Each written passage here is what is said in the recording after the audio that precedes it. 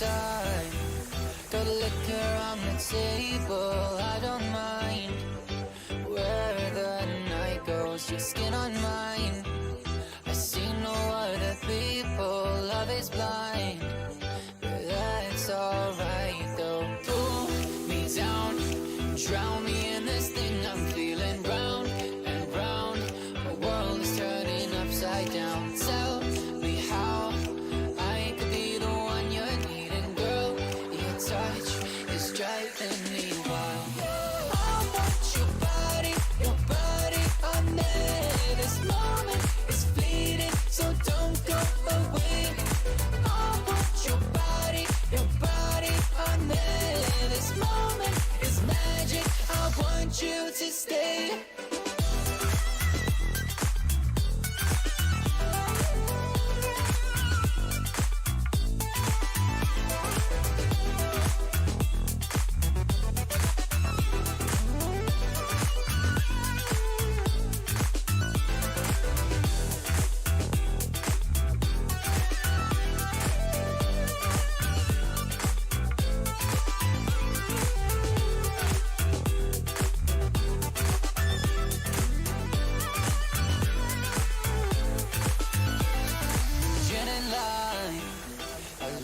When you're playful, give it time.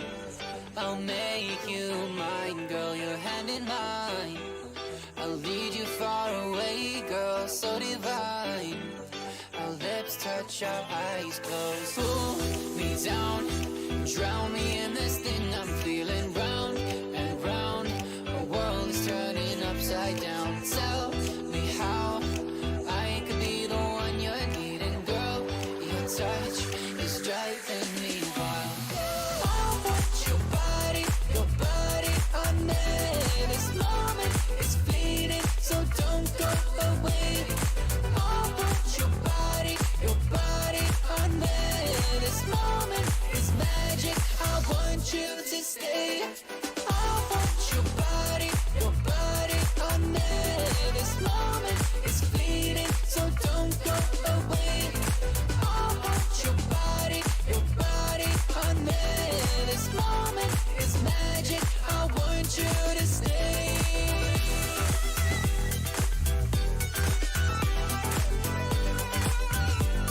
Your body on me.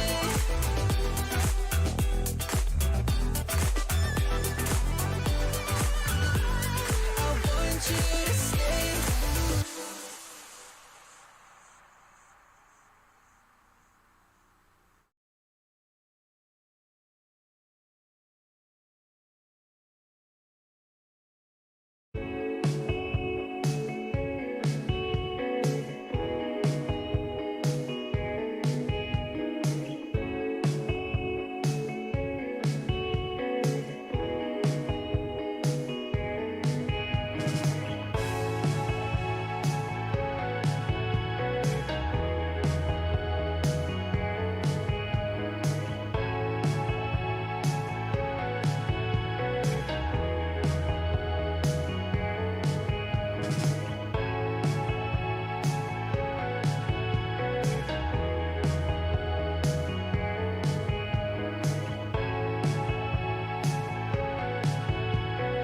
Gaming Morning Show.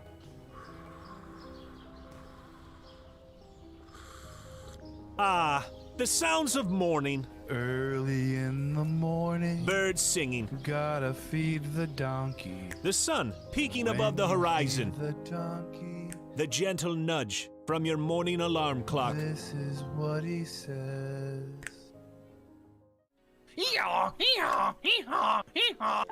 A subtle reminder that today is a new day. A new day for you to watch Gaming Morning Show. The show where you'll find science lessons. Says, when I bake bread, I give thousands of yeast organisms false hope by feeding them sugar before ruthlessly cooking them to death in an oven and eating their corpses. Wow. I thought you think about bread a whole new way. I thought you were about to say orgasms for a second there. Did either of you ever have that happen when you were in like biology class and you're reading? Have an orgasm? I've never orgasmed during The biology text doesn't do that for you? It's like, oh yeah. Great deals. Computers and accessories Wait, special bundle. Mike, they got the super. What is- They got the super chroma color in. Did you know they had that? You I know. overpaid for your computer. By a lot. I wonder if do you think they price match? They might. Well, this is half off. Can you take a screenshot of this and try to get a store price match? And linguistic perfection. Is that like when I roll my R's? Good. Romance. Great. Romance. See, everyone. It's not a hiss. So let me hear your battle cry. Kiki. Oh. Key what? As we all charge into Gaming Morning Show. More like Kiki. Whoa, am I right? Now, if only I could find a way out of this box.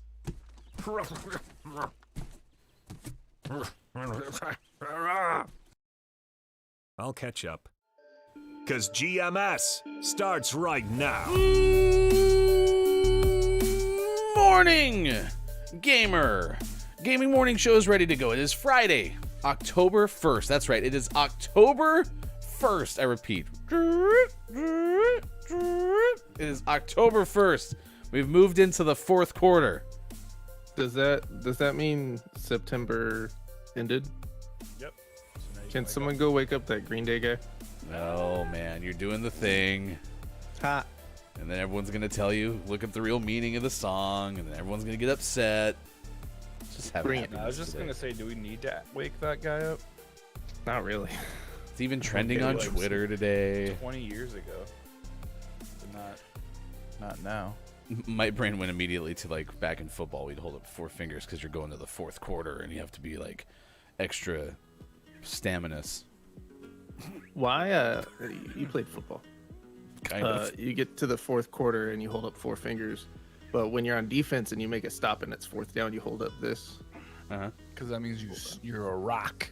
No, they mean it's fourth down because that's what the The ref rock. does when it's fourth down. Yeah. It's the rock down. Why Why can't we Can we just unify pick the one? signals? Yeah. can't we just do one? Come on, football. You can't. It's not allowed. Well, and then there's the people who do the third down.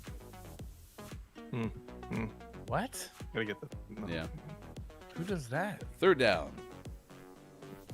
First down. I mean, Is it because when they go second down, they just never put those fingers down? Well, then you also have Really? first down, right? You have the so hard in my Point. vertically oriented Yeah. frame, but first down instead of first down. I don't know what we're doing.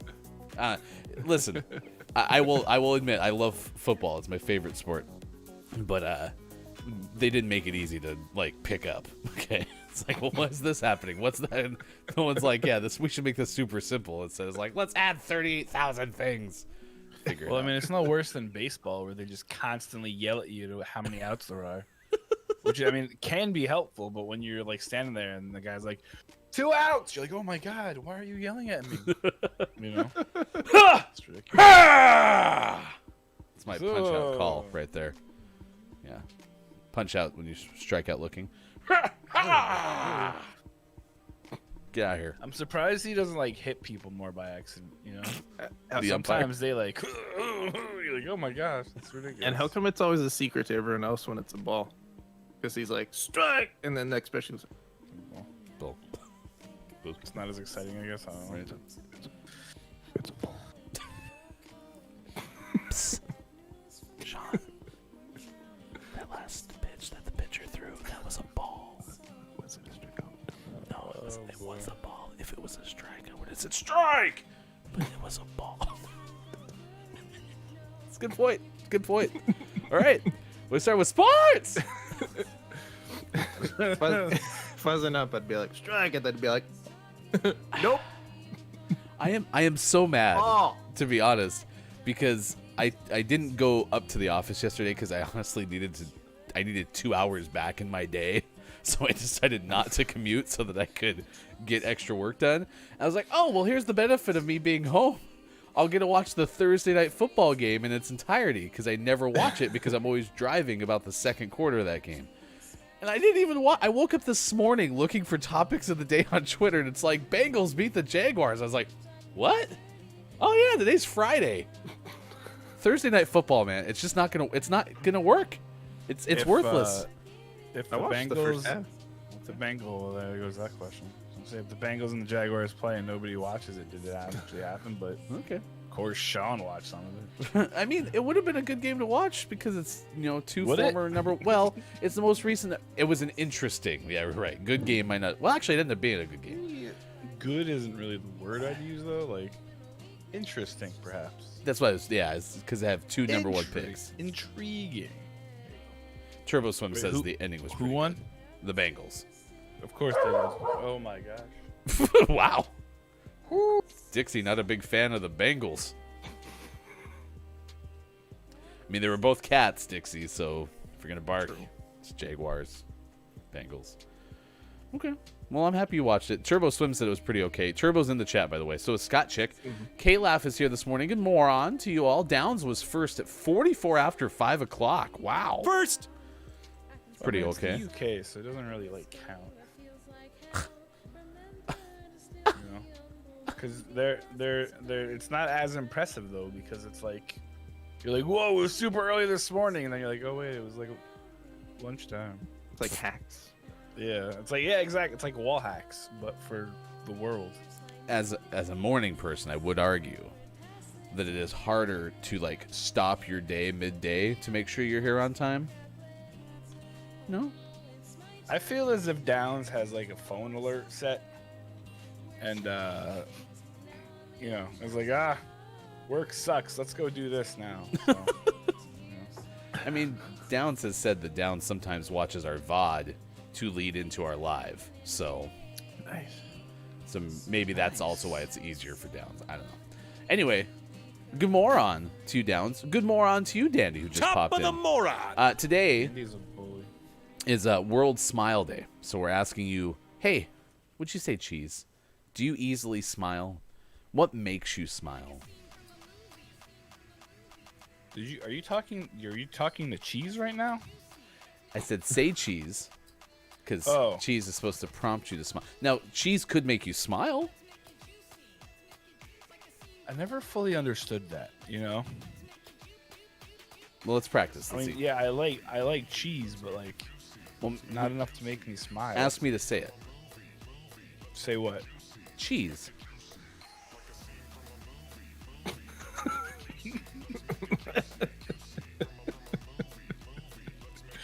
This thing is on, right? Smile. Hello? Oh, Daddy, you can bully Mike as much as you want now, because say cheese? Question mark. See, it's working. Apparently, it was a mystery at the beginning. Now it's working. It's one of those like subliminal tricks. That's ridiculous. Pavlov's dog. It's like when you hit yourself in the knee. You know, you kick. Someone says, Reflexes? "Jesus, smile." Yeah, those. Sure, whatever. Instincts. Lockbox. Okay, we can figure it out. I don't easily smile. In fact, it was when I started doing sports on TV that I learned that like I have resting frown face. Like I am constantly in this position. Resting frown. And I'd done radio for so long. I think I had done radio for about 12 years before I ever started doing sports on TV. And I'd be so excited. I'd be like, we are here at this stadium and we can't wait to show you this football game. But then I'd be on camera. I'd watch my tape. I'd be like, we are so excited for you to be here. But my face was like... So I felt like my voice was like, I'm here. I'm so excited. And my face was... I hated it. I still can't do it right. I'm so bad on TV. So bad. So I have to work to smile. Like, it's like... It's a good thing this show's audio only. Does this look natural? No, it looks creepy. Yeah, you look like you're being like abducted or something. You should have a newspaper when you're in there too. Sorry.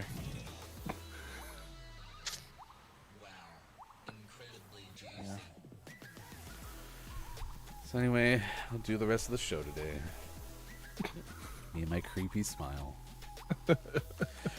Coming up, Allegra Frank will join us, senior editor over at Slate. We're going to get to the bottom of this Chris Pratt Mystery. Has Chris ever, in fact, played Mario? Deep dive. I mean, like the game. I'm sure he's played the game. See, Who Larry hasn't, says it's you not know? so clear. Well, I mean, if he hasn't, he should just be sent to Greenland or something. Because, I mean, are you even like a person if you haven't played Super Mario? All right, chat. Here we go. Person test. Have all of you played Super Mario? In any of its forms, like in any 74,862 forms of Mario, have you ever played it? Golf. Golf, Smash Brothers, Party. because Mario's in that. The Party, the Wii Mario, Virtua the Boy. Mario game. I would love it if somebody pops in the chat today and says, I have only played Mario and Mario Tennis for the Virtua Boy. That would Only be time. pretty impressive. That would be really impressive. Like, wow, all right. Well, you get to play Super Mario in the upcoming movie, then. That's how Chris got the You job. can fight Chris Pratt. Excuse me, Mr. Pratt, why do you think you'd be good in this movie? Oh, well, I have played Mario Tennis for the Virtua Boy. Oh, you're the only one ever. Congratulations. Good morning to you, Dr. Chick. Seeing you in the first hour crew, it is great to see you. You okay, Dr. Chick? Have you slept? Why is this scene, this stage, if you will, so, like, drab? What do you mean? Or is it supposed to be nighttime? It looks like it's just cloudy. It's not. There's stars, generally, which usually stands for, whoa, that guy just fell out of the sky. Holy Jesus. Is it a star? That scared the crap out of me. No, this dude just literally just fell from above me. Oh, Stop it. okay, guy. looking toward the buildings have more cloud cover, but like on the ends, it's clearly dark, or clearly at nighttime. Huh. Oh, should I score a goal? I can see clearly now. The clouds have gone. Good morning to you, KJ. It is good to see you on Gaming Morning Show as well. Meow. Oh, and Allegra is very much into cats, and so we're gonna see if Allegra The musical? likes the cutest pet on the internet video. And play some Bob. Oh, that's funny. Around. It is also, which I can't believe this is the case, International Coffee Day. So yesterday was National Coffee Day, or It was 2 days Wednesday. ago, or whenever it was. Which is funny because Dunkin' was giving away free coffee on Wednesday, and they're giving away free coffee again today. Who doesn't love free coffee, right? Is it like any coffee, or is it just like straight? It's a Drip medium coffee. coffee. Ah, okay. Yeah, it's just like a regular. I mean, you can have like cream and sugar in it, but you can't have like a mocha latte chapo dunko. That's probably a real thing, I isn't don't it? know what that is. Our friend Dr. Chick says, I don't like the new shift at 5 a.m. and it's usually busy. So is that what you're doing now? Is you're doing a 5 a.m. shift? Wow. Just let Ryan do it for you. He likes the mornings. I do love the mornings. I love the morning time. I like to boogie. That's how that song goes, right? Yep. Yep. Absolutely. Oh, god dang it. That was the best song I've ever heard.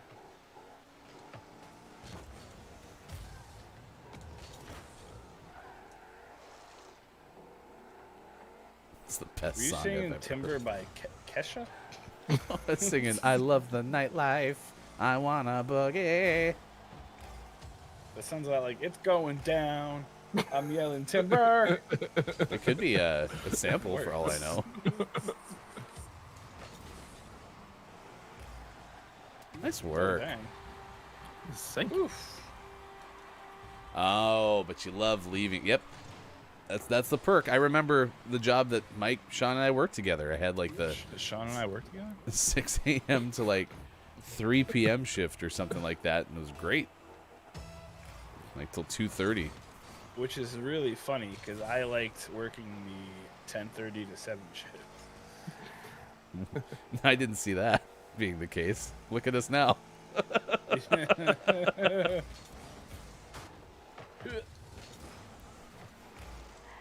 It is also Kids Music Day, which then turns into, well, not turns into, but is also coinciding with CD Player Day, which I thought about No kids doing that. understand.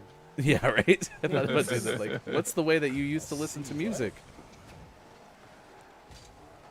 But then we would have had to do exactly what Mike just said. We'd have to explain what a CD player is. Although it seems like everyone knows what a record player is now because records have made such a tremendous comeback. Does that mean CDs are gonna come back in like a couple of years? No, never. They're dead. I mean, I used still to have a have CD so player in my many. car. Did that deflect off me? I don't know. It might have. Watch this. Watching. Yeah, that definitely deflected off me. Oh, but it wouldn't have scored if that person hadn't grazed it with their spoiler. It would have bounced off the thing. Yeah, Dandy, I had a dual deck cassette player. Thank you very much. Nice. I could dub tapes if I wanted to. I didn't have to ask any permission. I could just do it. I remember my first car with the tape player. We had to put the magical tape thing in there to hook up to your CD player. Mm-hmm. I had that as well. Yeah. They actually worked really well. Yeah, it did. Like compared to like the FM transmitter where you had to try to find a Those were radio awful, station. man. Holy moly. I hated those because you're like, how? It's like the slightest signal. If I put it on the radio, I don't hear anything. But my transmitter's like, nope, there's a signal 4,000 miles away. Can't do it. You're like, what? I just want to listen to Will Smith. Yes, you do. My Do you know how long I spent downloading these songs on Napster? my favorite thing was when SiriusXM started to sell, different ways to get SiriusXM into your car. They found like a FM frequency. I mean, they were out there before there with the internet, but you could find, like, type in your zip code and be like, this is the best frequency to set your little FM transmitter to, so you don't have to sit there and guess for 13 days.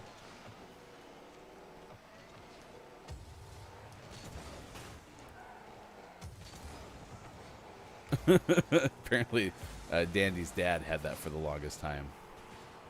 The 6 CD changer that got installed in the trunk. I had one of those too. I always remember having the in-house CD player that had the 5-disc carousel, so you could have 5 CDs in your home stereo, and then you still only listen to the one that you wanted to listen to over and over again. It's like, this seems excessive. They were for parties. I think you could program them to be like, I want to go to disc 3, song 6, and then like next I want to go to disc 4, but no one ever took the time to do that. Yeah, you had the fancy one then. I just had the regular one where like you just put it in and you just let it go. Yeah. I mean, listen, people don't set alarm clocks in their house. Like, they don't want to do daylight savings time. Do you think people are going to be like, boop, boop, boop, boop, boop? No, don't think so. It's a lot of work. 6:24 West Coast time, 9:24 out on the East is 2:24 for those watching in the UK. It's World Vegetarian Day, Older People Day. So, happy day to us. Not old people, just older people. Older people. Yeah. So So whoever like me, because I'm 40. I was gonna say, whoever's the oldest of us three, today is your day, Mike. Good day, mate. It's Lincolnshire Day, not to be confused with whatever the Shire was the other day in the Ben Hooper story. Bearshire? No, but I remember Bear. Is Bear there today? Hi, Bear. Dylan. It's just hanging out. That was the best interview I think we've ever conducted. National Black Dog Day. National Hair Day. I'm surprised Mike's wearing a hat on National Hair Day. Didn't feel like brushing National Homemade Cookies Day. Hey, Sean. I don't know if this would be worth passing along, but what would happen if our mother-in-law found out today was National Homemade Cookies Day? It's hard to say. Could be good. She's trying to go buy some cookies. National Body Language Day. Clearly, Sean's displaying happiness. Austin's body language telling you? Some subtle body language. We need Jordy here to interpret. That's what we need. Yeah. It is National Manufacturing Day, and National Poetry Day, and National Lace Day. Lace. Nice. I'm going to slip into something more comfortable. I'll be right back. I'm disappointed. So you actually come back with He it. didn't go anywhere. I don't have your magical powers, okay? Well, no. I mean, you could go legitimately change into something lacy. Good. Maybe second hour. Stick around. But I have to go. Coming up, Ben Hooper tells us about a bear in Tennessee who stole something. Later, in Arkansas, someone discovered a 4+ carat diamond. And in Turkey, a drunk Turkish man reports missing and joined search party to find himself. Yep. That's one of We have my favorite stories. We might have to do the express lane for getting the ancillary stories today before Mike goes. All right. Stick around. That's all coming up on Gaming Morning Show right now. It's time to get the news. Here's the headlines of the day. Hashtag video game expert Sean. Good morning. It is Friday, October 1st, 2021, and this is your Gaming Morning Show morning gaming news. Guess what happened? Sony acquired another studio. But they're not. Sony's acquired Demon's not an Souls arms remake race. studio, Blue Point Games. Not an arms race. Yeah. Not an arms. Nope. Not an arms. They've for years they've been making a pretty well-received remakes of PlayStation exclusives. So this doesn't really come as a surprise. This is one of those studios that was practically operating as a first-party studio anyway. But still, Blue Point Games is now officially part of the PlayStation family. The PlayStation blog has announced the acquisition of the company via their blog, Twitter, and other sources. They say, quote, with each of its projects, Blue Point has raised the bar on console-defining visuals and gameplay, and the studio's vast expertise in world building and character creation will be a huge plus for the future PlayStation Studios properties. Again, we're not trying to have an arms race with Xbox. We're just trying to simply collect more studios than the other person. Yes. That's it. As long as we have the most, then everything's good. And if you get more, we'll get more. But not an arms race. Like It's an arms marathon. you get 1, we get 3, you get 2, we get 5. Like not a race. It's math. It's Simple math. It's arms sudden death soccer. And as long as nobody wins by 2, it keeps going and going and going. Sounds exhausting. And our next news story of the day, the Game Awards 2021 returns as a live event this December. This comes from Marcus Stewart of Game Informer. The annual Game Awards, hosted by Jeff Keighley, will return as an in-person event Thursday, December 9th, and will be held at the Microsoft Theater in Los Angeles, and will be live streamed for free across over 40 streaming and social platforms. This is always fun because we get lots of new trailers and surprises and all kinds of fun stuff. So, will we be watching December 9th? We sure will. Will we be watching people there live in person? Find out next. TBD. I did not know the Game Awards were a thing until last year when we were doing this show. You told me about the Game Awards. Now, puts in perspective how long we've been doing this show, because we're about to come up on another Game Awards. Wow. Feels like we just started yesterday. In our last news story of the day, this comes from a news source for us. It's Sean from 1 month from now. The Game Awards 2021 cancels live event and goes digital only. So no. Who saw that? Who saw that coming? Crazy. Thanks, Sean from the future. Sean from the future. The year 2000. The year 2000. I mean, listen, the Emmys just did it. They'll probably be fine. Probably.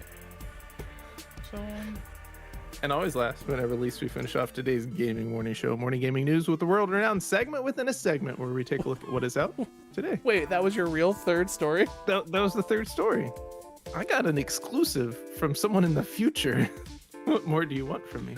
Boo! FIFA 22 You suck! on PlayStation 5, PlayStation 4, Xbox Series X, Xbox Series X, was Pickle here, Xbox One, PC, and Stadia. Ooh, shiver. Phoenix Point out on PlayStation 4 and Xbox One. Blaze and the Monster Machines Axle City Racers. What? Is out on Switch. We needed this game like That's right. 7 years ago. Right? Survival Z is out on Switch. Arvita is out on PC. And for the most prestigious award in video game focused morning shows, your favorite segment within a segment within a segment, today's name of the morning goes to Coleslaw out on Switch. Coleslaw? Coleslaw. Now I had to look it up to see if it was Cole's Word or Sword. Colesword. I think they shortened color and sword. Colesword. Congratulations, Coleslaw. I still don't get it. What will you be having with your pulled pork sandwich? Like a side of cold sword. Cool? You had a D in there? Cold sword? Not that hot sword. You picked that over Blaze, huh? I know too much about Blaze. I can't be know. name of the morning. But it's nostalgia. Could have made FIFA 22 name of the morning. It's about to be a lot of broken controllers out there. Happy FIFA Day. Did you ever play FIFA, No. Mike? Yeah, absolutely. Is it a very frustrating experience? It depends. If you play online, yes, because people are cheaters. I don't know if they actually cheat, but they're really good, and then they beat you by a lot. But I would always do like the career mode, but I'd put it on easy, so then I would score like 17 goals per match and be like, yeah, I'm the greatest ever. But then you put it on like the one up from easy, and then you can't do anything. So yeah, like normal. They're like, nope, can't do nothing. Congratulations, Coleslaw! You are our name of the morning. If you missed any of the Gaming Morning Show Morning Gaming News, go to our Twitter. Hashtag GMS Morning Gaming News. Danny's saying that Diego is just going all He's over going the place nuts this over morning. here. Everything all right? You don't want him to escape though, Dandy, because if he escapes, then he'll be eaten by a dog. Oh. You think they would completely just go after him, huh? Oh, I have no doubt. They sit here and stare at him, and when he moves, they're like, so that's basically, yeah. So I'd rather him stay in there. Makes sense. Yeah. Thanks I mean, everyone he's not for amazing, but I kind of like him. So. Thanks everyone for hanging out with us this morning, wherever you may be. We appreciate it. Dandy, it is good to see you, as we mentioned. Dr. Chick's been here this morning. Oh, I did that wrong. I'll do that better. And then Calaf says, I get frustrated with FIFA. I know I want everyone's feet to do, but I can't make my hands do the buttons good enough. I think you should have to play FIFA with your feet. I agree. They should make like one of those like power pads, but for the modern consoles. Yes. That would be so great. You're losing so much money, Xbox and PlayStation. Make the foot pads, the power pads. You can call it the PlayStation pad and the Xbox pad, because they're really good at naming things. Xbox Series pad. Would be great. I'm having problems with shout-outs today. They're hard, it's fine. So when you do them through Restream, they're together. When you do them on Twitch, they're separated. So I just shouted out good old twitch.tv/DRCH. I love DRCH. They're so cool. Dirch. Dr. Ch. Hi, Dirch. Go watch them. Dr. Chick, from now on, your new name is Dirch. Sorry. Hefty Goof does not agree with that. See store for details. Purchase not necessary. Anyway, that was a really messy shout-out section, but yeah, please check them out. And if you would like to become a Patreon subscriber of this wonderful program for certain opportunities like that to see me just butcher the chat feed, you can go to patreon.com/gaming morning show. On Thursday's show, we inducted our friend Quiet I Am Gaming into the Temple of the Six because Quiet became a Kneecap subscriber. If you want to become a Kneecap subscriber, you can, and here's why.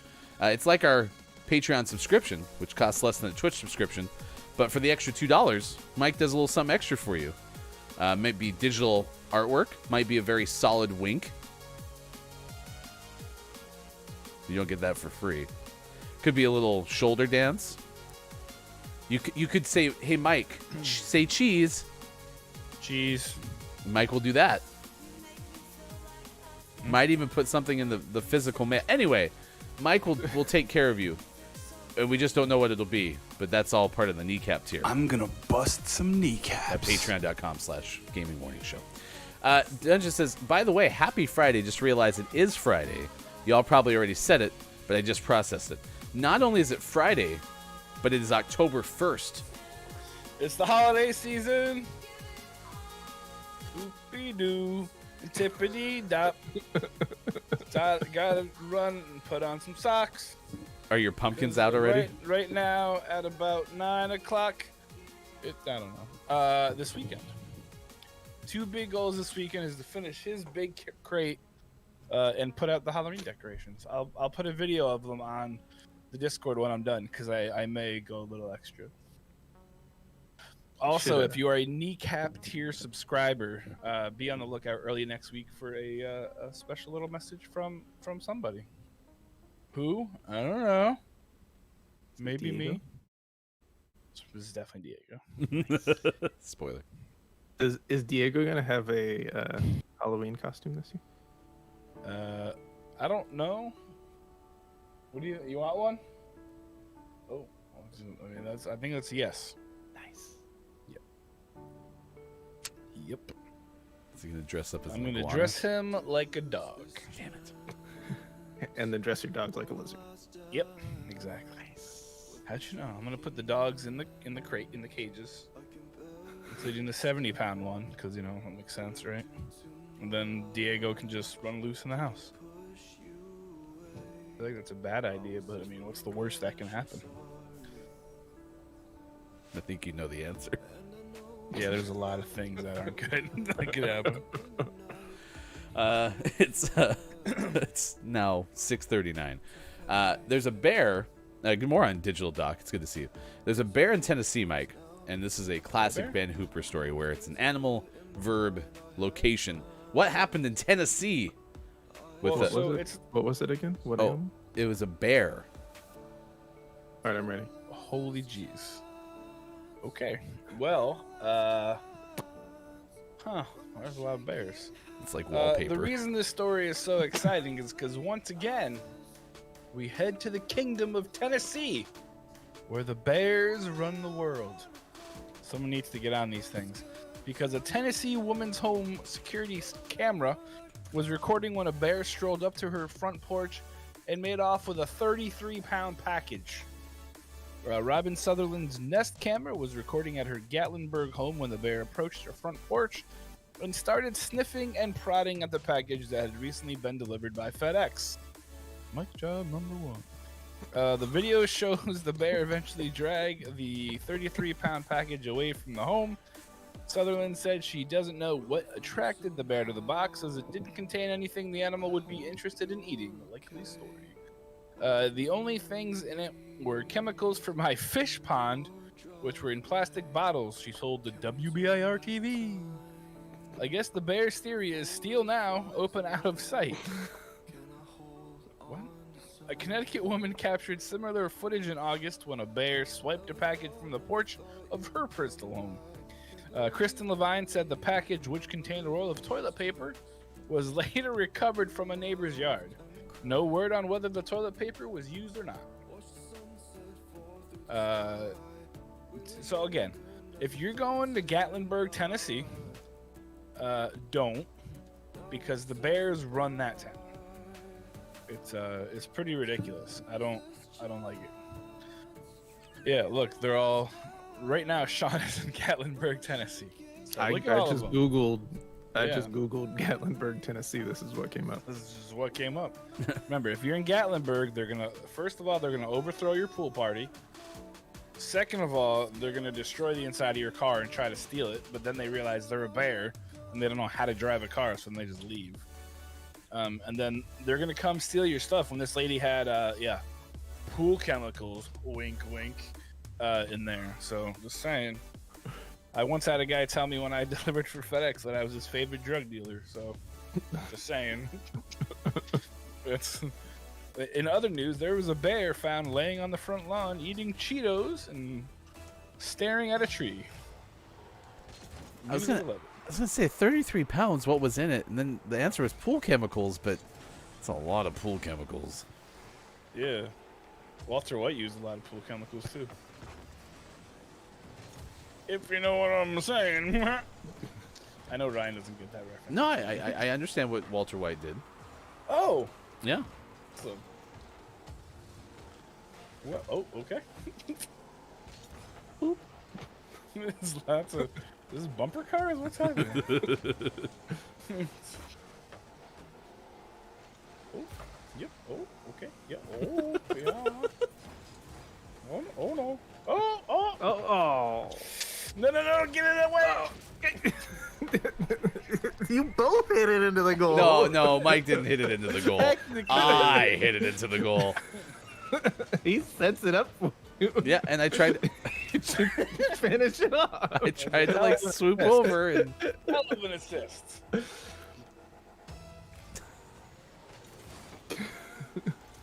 Wait, we're not supposed to just put it in whatever goes closer to us? I mean, I don't imagine. They got it back for us. I can't believe that you would still have expectations for this, right? Like, Well, I'm used to you guys one at a time taking turns hitting it into the goal. It's rare that you team up to do it. Well, it's hair day, so. I have never been very good at saving things. Remember that last game that I was like, I should never be goaltender again.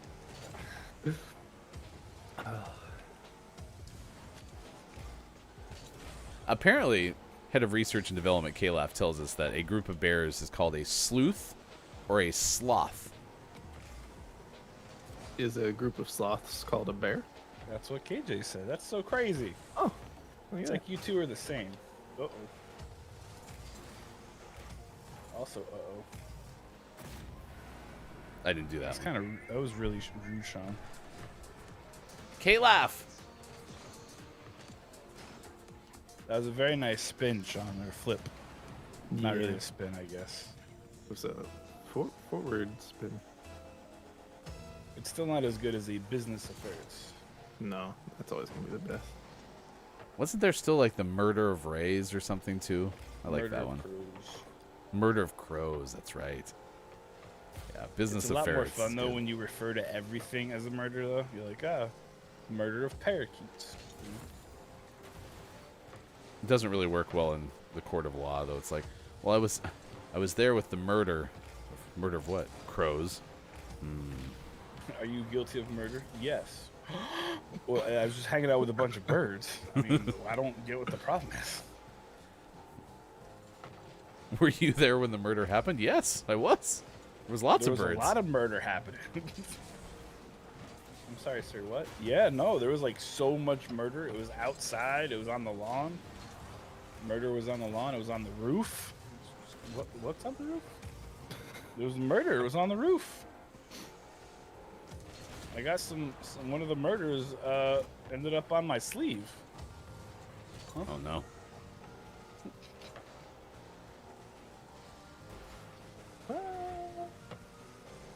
Apparently, a group of sloths is commonly known as a bed, but a recent poll by the Sloth Conservation Foundation wants to make an official collective a snuggle of sloths. That'd be pretty good. Okay.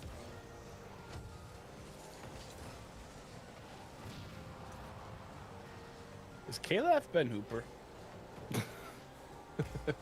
That's like a Ben Hooper story. Just saying. We should send Ben a lead. See what happens. Yeah.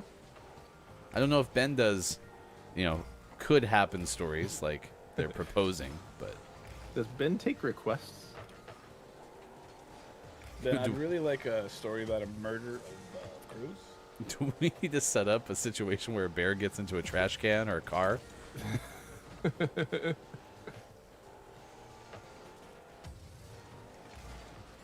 mean, I did just see that there's a lot more black bear in Indiana, so I could easily shove a car filled with hot dogs or something, and go park it somewhere. And be like, I don't know what was in the car. Definitely wasn't hot dogs, but it just came in the car. So many hot dogs. 100. Excuse me, sir. Do you always leave your bundle of hot dogs in the car? Yeah, always. You don't? Yeah. Where are you supposed to put these? In the refrigerator? That'd be silly. Man, I kind of want to go car shopping now, and then when the guy's like, any other questions? Like, yeah. How many hot dogs do you can finish in? How easy is it for a bear to open this door? Asking for a friend. Can you pretend to be a bear and try to get in the car? So you have to leave. No, it's all good. I study this for a living. Yeah. I mean, if this place in Tennessee is as bear, not ridden, but as thoroughly bared as it is, that might Baron. Yeah, Maybe so this is Bearshire. then maybe that has an actual rating that cars have to have. How easy is this to unlock? Oh god. Okay. I think forget this sloth petition. We should get a petition to rename Gatlinburg Bearshire. That's what I'm thinking. Let's do it.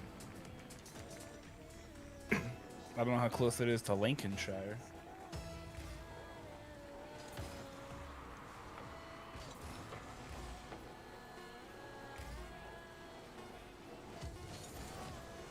Just the fact that they have Shire in the name, you figure it would be fairly plausible. So, losers. Does that mean that's where hobbits are? Is that your Hobbit boy? Yeah, I don't know. It's my weird owl voice.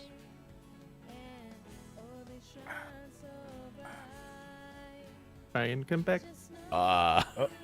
You heard what Mike did you hear the sound that just came out of Mike's mouth? Yeah. That one? No. Whatever that thing was. Terrifying. That one. Tried to do a Hobbit impression. I was scared. Oh, the Hobbit chair. Oh gosh, That no. one? Wow, really? Ooh, tickles the insides. All right. Ooh, We're the gonna. first time I've been accused of that. Oh, zing! Hi-oh. We're gonna do a quick story because Mike and Sean both have to leave at the end of this hour. Allegedly, Miss Theo will be here in the second hour. Oh. Truthfully, though, Allegra Frank will join us at 7:25 a.m. Pacific time. So, California woman, Mike. No. I need you to do the Turkish one, the bottom one. Matt Mathers of the Independent. Just Matt Mathers give it to us. Shares a story with us, ladies and gentlemen. There was a drunk Turkish man who was reported missing. But guess what? He found himself. I really like that the title and the lead sentence are basically the same thing. A drunk Turkish man who was reported missing found himself after inadvertently joining the search party sent out to look for him. Beyhan Mutlu, who is living in Inegöl in the northwestern province of Bursa, which is in Turkey, was reported missing on Tuesday. His family alerted authorities after he failed to return home from a drinking session with friends and didn't return phone calls. Officials said Mr. Mutlu, who is 50, wandered into a forest and could not be found by his friends. Turkish media outlet Daily Sabah reported. A search party was dispatched to the area, and Mr. Mutlu ended up meeting them in the woods, according to the report. Officials reportedly had no idea that Mr. Mutlu was the man they had been looking for, and he joined the search party for several hours before finding himself. Report says Mr. Mutlu became aware that he was the one the search party was looking for after they began shouting his name. Huh. Yeah. That's incredible. I want to know what the interaction was like the first people he came across. And he was like, "Oh, hey, what are you guys doing?" And they're like, "Oh, we're looking for some guy. Have you seen him?" He's like, "No, but I'll keep my eye out." What's he look like? He's about 5'7". I'm 5'7". 50 pounds. I'm like 150 pounds. He's got brown hair with some speckles of gray. I got brown hair with speckles That of gray. guy looks really familiar. Let's go look for him. And they're walking around. Guy! Hey, hold on. What is his name? Behan. Oh, okay, cool. Behan! No, wait, what's his last name? Mutlu. Behan! Wait, that's me. Ugh.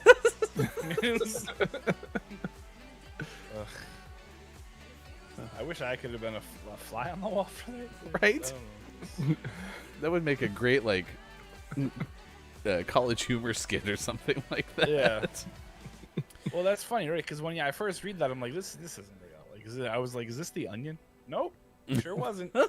and contrary to popular belief, when I see some stories like this, I do source it, and I look up and I try to find 4 or 5 different places that are like reporting on it, and this one had a bunch. So I was like, okay, interesting. I never expected the MyGo vetting process, but I want to make sure something. that it's all on the up and up, as the kids say. Birthdays this day in gaming history. If you have a birthday to celebrate with us, please let us know in the chat so we can celebrate with you. It was fun to see Wallstormer's birthday streams yesterday. Turns out, in fact, that yesterday was Wallstormer, so we didn't have it wrong. So it's your birthday song. It's not very long. 2-2. Actress Julie Andrews turns 86 today. In other news, Julie Andrews is still alive. She really likes sounds. Sounds of music. Mary Poppins was better than Sound of Music. I've actually never seen the entirety of The Sound of Music. So Oh, yeah. I've seen Mary Poppins numerous Isai Morales, Yep. 59 today. I think it's funny. Well, no, actually, no, it's not funny. This is an awesome fun fact. He co-founded the National Hispanic Foundation for the Arts, which is so much better than, like, he was in Super Mario Brothers. I don't know if he actually was, but yeah. Good job, Cleveland.com. I'm prepared to be disappointed later. Singer Howard Hewett is 66 today. In 1985, left the group known as Shalimar, and then later returned. Anyone familiar with Shalimar? Yeah, they sang those good bops. You know, everybody wants to eat some cheese. Zach Galifianakis turns 52 today. Actor. I love him. You guys ever watch Between Two Ferns? Not in its entirety. Saw clips. You should. I mean, it's hilarious. Zach Galifianakis is great. He's my spirit animal. At some point, they released like outtakes from filming of Between Two Ferns, which is great because every time I watch Between Two Ferns, that's all I want to see, because it's all so like straight face and deadpan, but you know there are just hours of clips of them all losing it, because there's no way there isn't. And so when those finally came out, I watched the heck out of that because it was hilarious. They were hilarious. So RS. Actress Sarah Drew is 41 today. Oh. I really enjoyed the books where she finds things. I think that's Nancy Drew. Are they related? I think it's her grandmother. Gotcha. That makes sense. Okay. Former Nickelodeon actor Greg Davis Jr., 37, goes by Clarity on the internet now. Actress Jurnee Smollett, 35 today. Yeah. Child actress began in On Your Own and Full House. Won a Critics' Choice Award for playing Eve in the 1997 drama film Eve's Bayou. Eve's Bayou. And actress Bree Larson turns 32 today. So that one kind of shocks me, because I didn't realize she was so young. Yeah, I thought she was closer to our age, but she's like, she's a baby. She's so young. She's so young. She probably thinks the song is about her. She's so young. She's so young. She's so young, she won't get that reference. To the Carly Simon song. And she has half of an EGOT. She's an Oscar and an Oh, Emmy. yep. I don't know if she's gonna get a Tony. She doesn't really seem. Or a Grammy. I don't know. Is she musical at all? Well, you can do spoken word, right? Yeah. It's doubtful, but I feel like she'd be more prone to getting a Grammy than a Tony, though. True. Yeah. I don't know. True. Well, I mean, I would figure if she was somewhat musically inclined, you could get a Tony for acting on stage. Like having one song. Yeah, I bet there's stats on what's most likely for like a certain type of skill set. Can you bet on this? Are there odds for I'm sure there are. getting an EGOT? Former Saturday Night Live cast member Beck Bennett is 37. Beck's not going to be in the cast this year for, I think, season 47.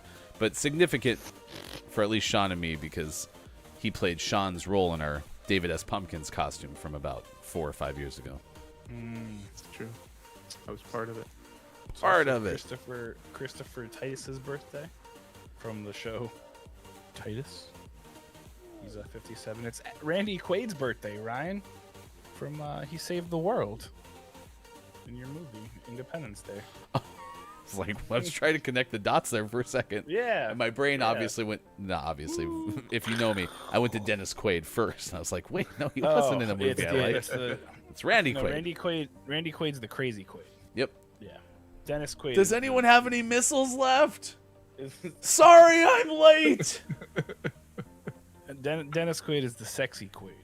In the words of our generation, up yours! A pretty big one, actually. Jimmy Carter, the 39th U.S. president, he's 97. And he's still building houses with Habitat for Humanity. Indeed. That's impressive.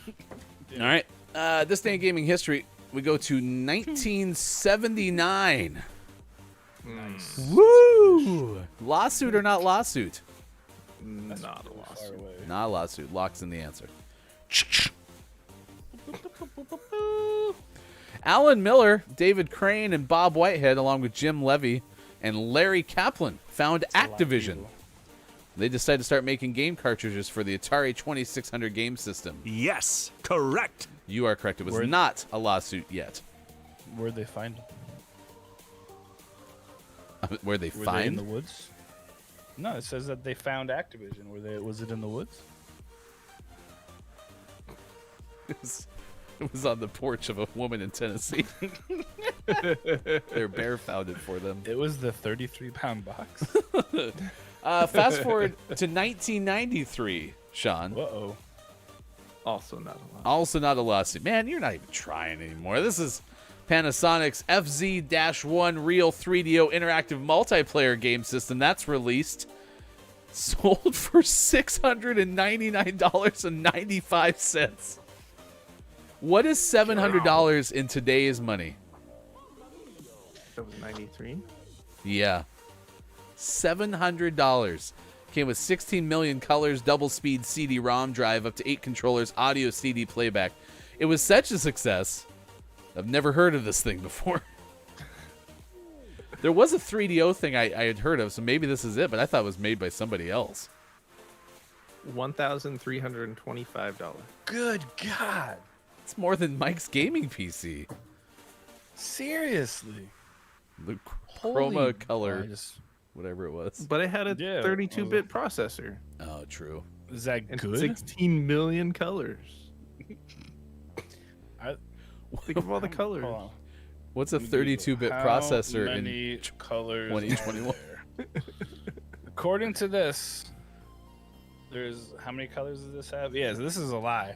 This says there's on a color thing. There's 10 million colors. So this is false advertising. That's why it was so much. They made 6 million colors. Allegedly. 1995, Secret of Evermore came out for Super Nintendo. It was the sequel to Secret of Mana. 1996, Acclaim, which was founded 1979 by Alan Miller, released Ultimate Mortal Kombat 3. It's fine. It's fine. Was found on a porch in Tennessee. Ultimate Mortal Kombat 3 was great because it had every single character ever. So, I owned it on PlayStation. 1999, Nintendo released Pokemon Yellow version Special Pikachu Edition for Game Boy Color. Only one? It was a special release. I guess that's why it was special, because there was only one. In 1999, Mario Golf came out for Game Boy Color. Speaking of, has anyone played Mario before? That's probably the one Chris Pratt has played. The Totally Mario hit. Golf for Game Boy Color. 2007, Bungie Studies gains independence from Microsoft, with Microsoft retaining rights to Halo. I'm hoping that's studios. I'm right? guessing it's studios, Is this right? like is this their education division? Like, Kate Laugh. Look up Bungie Bungie Studies. It's actually it's a unique, immersive educational experience where you jump off a bridge together, connected by bungee cords, and that's how you learn things. It's through Bungie Studies. I thought it was just like a study group. Is there such a elasticity together? Is there such a thing as Bungie Studies, K-Laugh, or is that a typo? It's supposed to be Bungie Studios. I majored in 2007, that in college. Nintendo released The Legend of Zelda: The Phantom Hourglass. 2009, Nintendo Wii got a price drop by 5,000 yen. It fell to 20,000 yen in Japan. And the same year, Sony releases the minis section, just a little bitty section, itty bitty little mini section. The PlayStation Online Store for downloadable games for the PlayStation Portable. We forgot a birthday, guys. Hit me. It's also the birthday of Hall of Famer Rod Carew. Get it? It's the Hanukkah song. Happy birthday, Rod. I mean, there's a lot of people who only know Rod Carew from the song, so to be fair, relevant. Yeah, he was great He played baseball. in the song. It's All Mark right. McGuire's birthday too, but you shouldn't buy him some steroids. Ouch. Get wrecked, Mark McGuire. Oh gosh, 33-pound package on his porch. All right. We got to say goodbye to the left side. They'll be back on Monday, allegedly. So Allegedly. it'll be just me on the other side of the break because Theo's got stuff. It might be here, might not be. We'll figure it out. Who will be here is Allegra Frank, senior editor from Slate. You. That interview is coming up at 7:25 a.m. Pacific time today. We'll be back with more Gaming Morning Show, Facebook Gaming, Twitch, YouTube, Twitter, and at GamingMorningShow.tv.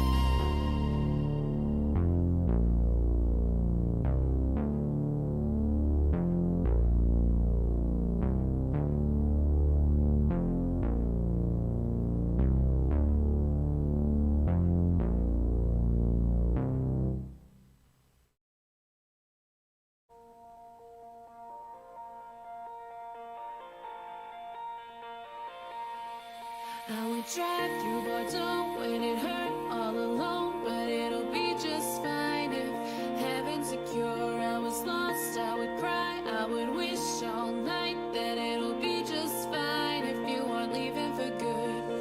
I could hear you on the radio playing when I was riding so stuck in Vegas. You said we could never be strong, but our hearts are golden and connected as one. Through lonely days, we got better, better as they came. We are electrolytes flowing, flowing in rain. We are electrolytes, electrolytes, taking your breath away.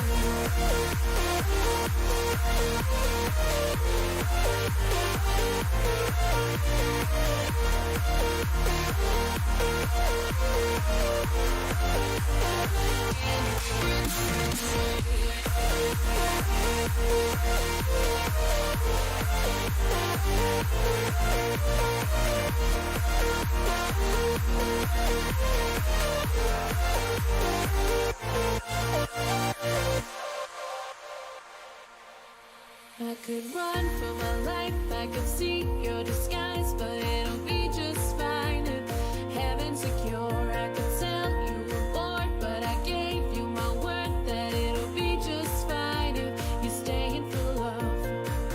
Through lonely days, we got better, better as they came. We are electrolytes glowing, glowing through the rain. We are electrolytes glowing, glowing in the rain. We are electrolytes, electrolytes, taking your breath away.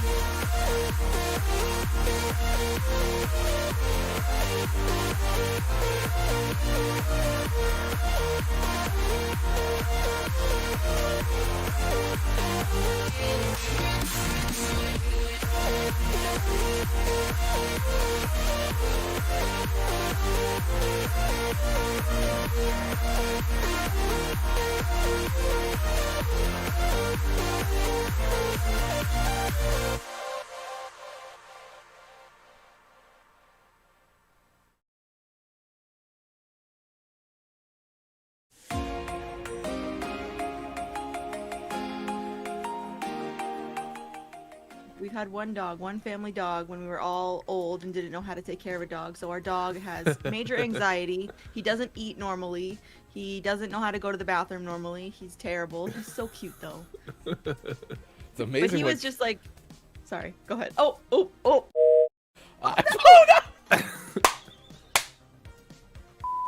Did I get it?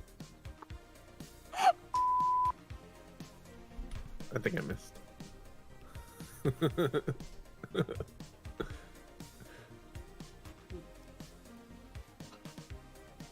We broke everybody. So he's such a cute dog. He's so cute. His name's Emmett after.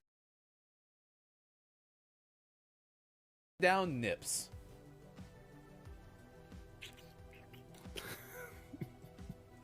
Oh, I like AJ how it plays like I play. flashes. So it's clearly not a word that's on this list, but it flashes when I touch the nips. Let's go. 7:45 on the West Coast, 10:45 on the East, and 3:45 for those watching in the UK.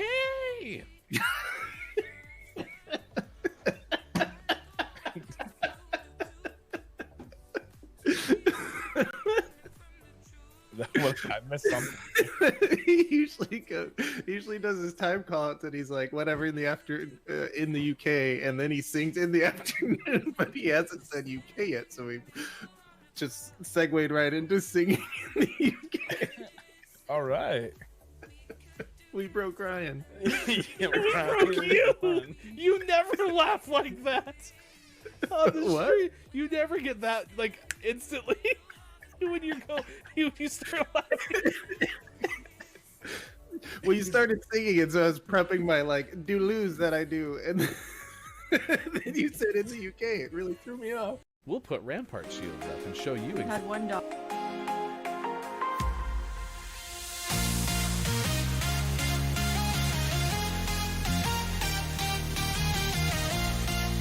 Coming up on Gaming Morning Show, today's interview and sports. Find GMS on Facebook Gaming, Twitch, YouTube, and GamingMorningShow.tv. And join our Discord. Go to GMS.watch and click on where to find GMS. Time for hour number 2, right now. Morning, gamer. Thanks for being here. It is Friday, October 1st, 2021. Believe it or not, we are actually into October. I don't think I'm ready for October, to be honest with you. I just don't think I'm ready. Like, I like the holidays just fine, but like, I don't know, actually October's better than I think. Because you get football, you get cool weather, but it's not cold yet. October's fine. I'm ready for October. Bring it on. October, I can handle it. Coming up, Allegra Frank will join us, the senior editor for Slate. We'll talk about Mario. We'll talk about some of the things that Allegra has written for, including I did a Q&A with Michelle Zauner, so we'll talk about that as well. But this stems from, I think it wasn't like a week ago. Look, it's Mike O gets in here and was like, Mario has to be our topic today, right? Because was very frustrated by the casting, especially of Chris Pratt as Mario. And so I'm regretful that our friend Mike O can't be here for the interview, because I really wanted to have firsthand expression of how frustrated Mike O was. But I will try to convey that to Allegra coming up in about 10 minutes from now. Kate Laugh's going to join in on Rocket League, which is exciting for me. Anyone else want to join in, you're welcome to. Quiet I Am Gaming is here. Good moron to you, Quiet. Good moron. It's good to see you this morning on Gaming Morning Show. Give me some of that cool weather, please. So I assume you live in Florida because of the Bucks connection. If that's the case, do you not like warm weather? I found a sweet spot. I grew up in Montana, and Montana's not... Okay, it is as cold as people say. Okay, it is as cold as people say. It's the wind chill that drives me nuts. The wind that blows in lots of parts of Montana is also what drives me nuts about living there. It's just too damn windy. I mean, like, almost every day you were at least a 12-mile-an-hour wind. And then you'd have gusts of up to 30. I lived here all my life. I want to move to Colorado or North Carolina. Huh. Yeah, and so I moved to the Pacific Northwest, and this place is great. You're looking at like 80 is a hot summer day, right? And here you are, high of 89 and a low of 73. It definitely cools off at night here. To give you an idea of what we're looking at, here's your weather forecast from Gaming Morning Show. Today, expecting a high of 67 degrees. Expect a low tonight of 45, and tomorrow a 72 degrees.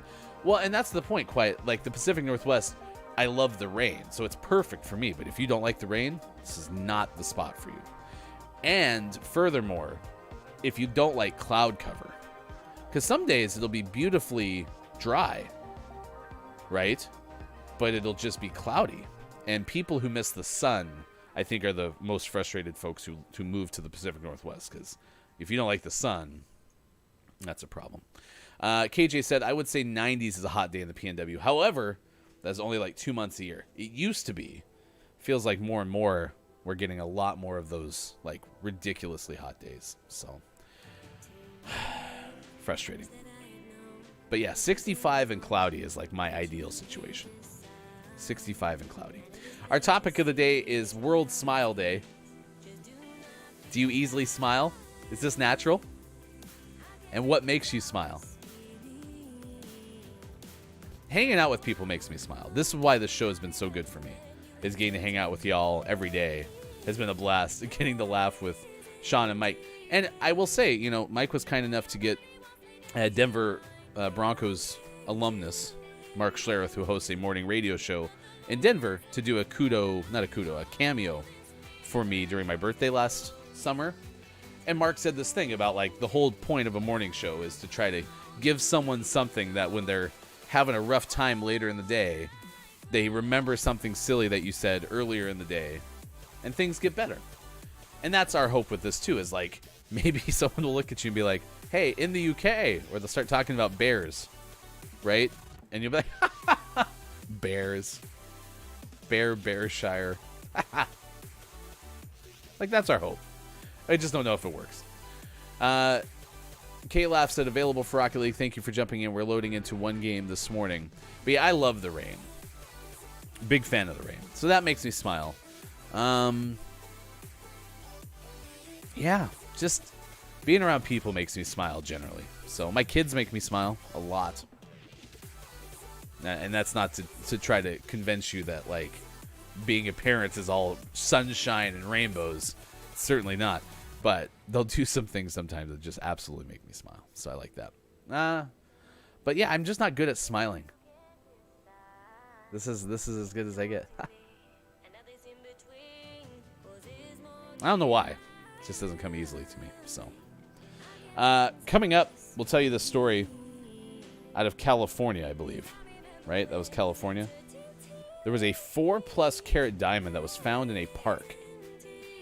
And I like how the headline says, largest find this year, which for some reason indicates to me that it's a common thing for people to find diamonds. Like, common's got to be the wrong word, because that makes it sound like it happens quite often.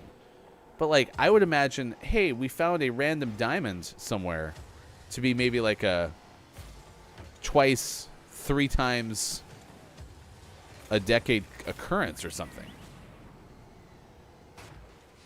So that seems really strange to me that this is titled in such a manner where it makes it sound like it's happening all the time.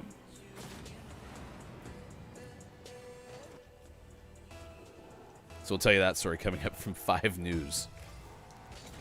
I'm happy that Mike was here to tell us that last story about the person in Turkey who went on the search party for himself. That was good. If you don't know, we have our Puppet Pals from yesterday out on our YouTube page right now. There's also a new YouTube short around it because we were able, through the power of Mad Libs, to come up with King T-Pain the Third. It was hilarious. King T-Pain the Third. Yeah, that was a quality, high quality Mad Lib yesterday. My RBF is too real, says KJ. That's why I'm grateful for masks at work. RBF. Oh, I got you. Yeah, see, I don't have RBF. I have RFF, resting frown face. Like, I don't think I look angry, but I don't look happy. And I don't know, maybe that's not synonymous with the B part of RBF. But, like, and mostly it's my on-camera presence. Like, I can be very excited introducing, you know, the game that we're about to partake in on the air. And then it make my voice sound very excited. I'm very excited that you're joining us. Very welcoming. But then my face is just... I just have, like, this natural frown. So I have to work really hard to smile. And I wish I had realized it sooner. Because then I might have had a chance to work on it. But I don't think I realized it soon enough. And so it's hard to practice something that you're not aware of. Okay, yeah, that's fair.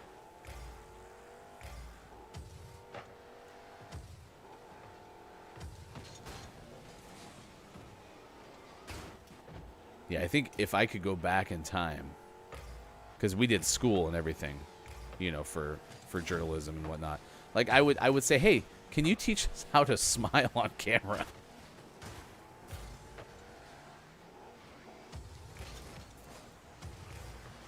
Like, that would actually be helpful to me.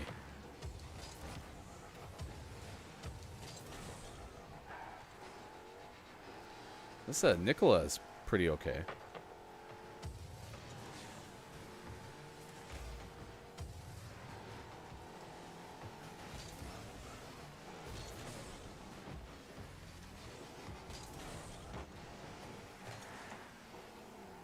Congratulations. Welcome to the flip. We've been playing this game for a long time.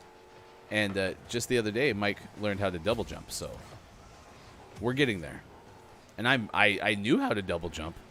I'm just bad at double jumping.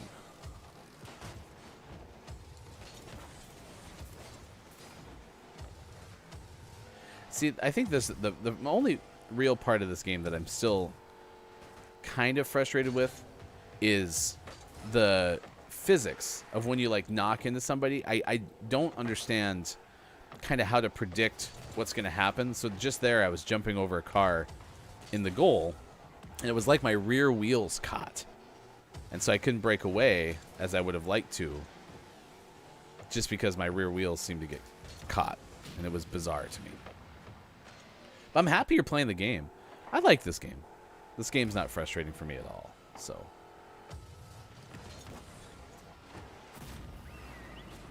I mean, I only get frustrated when I like have a wide open goal, like, oh, like I'm definitely gonna score right here, and then I miss.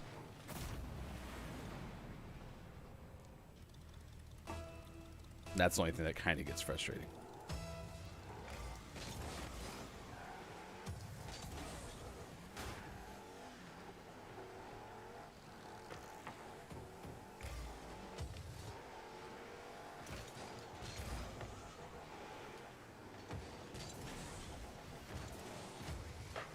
Nice save, K-Laugh. You're cracked.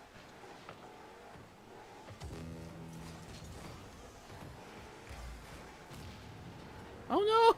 They took away Nicola.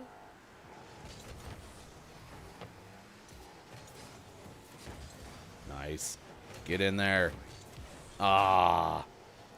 This game is very frustrating, but mostly because I'm still learning. My hands can't make my brain do what it wants to do. Yeah, it takes some time.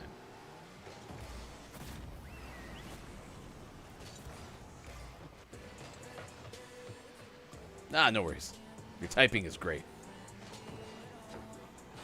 No, we're doing okay. It's the weekend. Not really looking forward to this weekend a whole lot, but still, it's the weekend. So, and I'm sure for most who do typical Monday through Friday type gigs, I hope that you do have a solid weekend.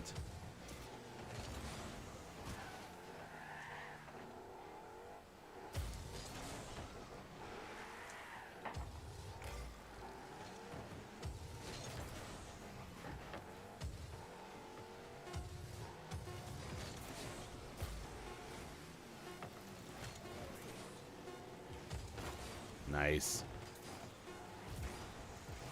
Whole bunch of moving pieces.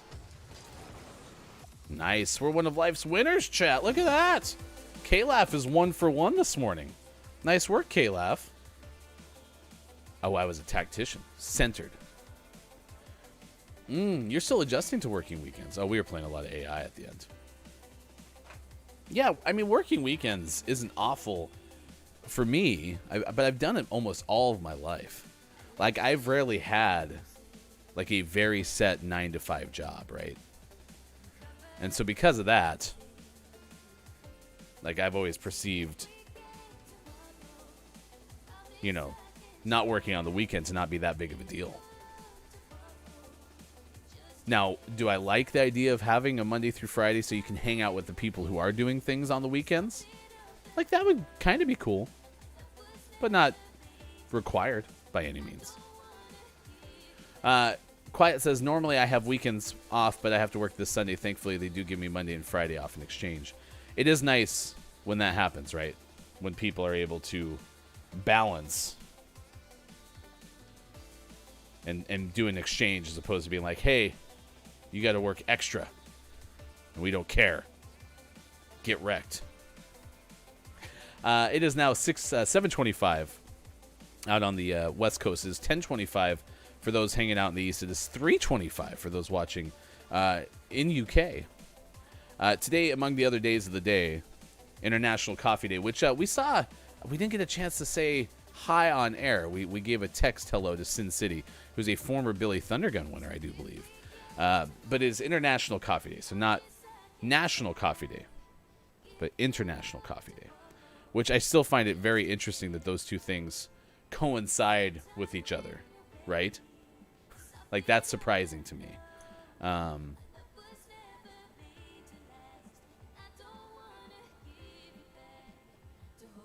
Just looking for something.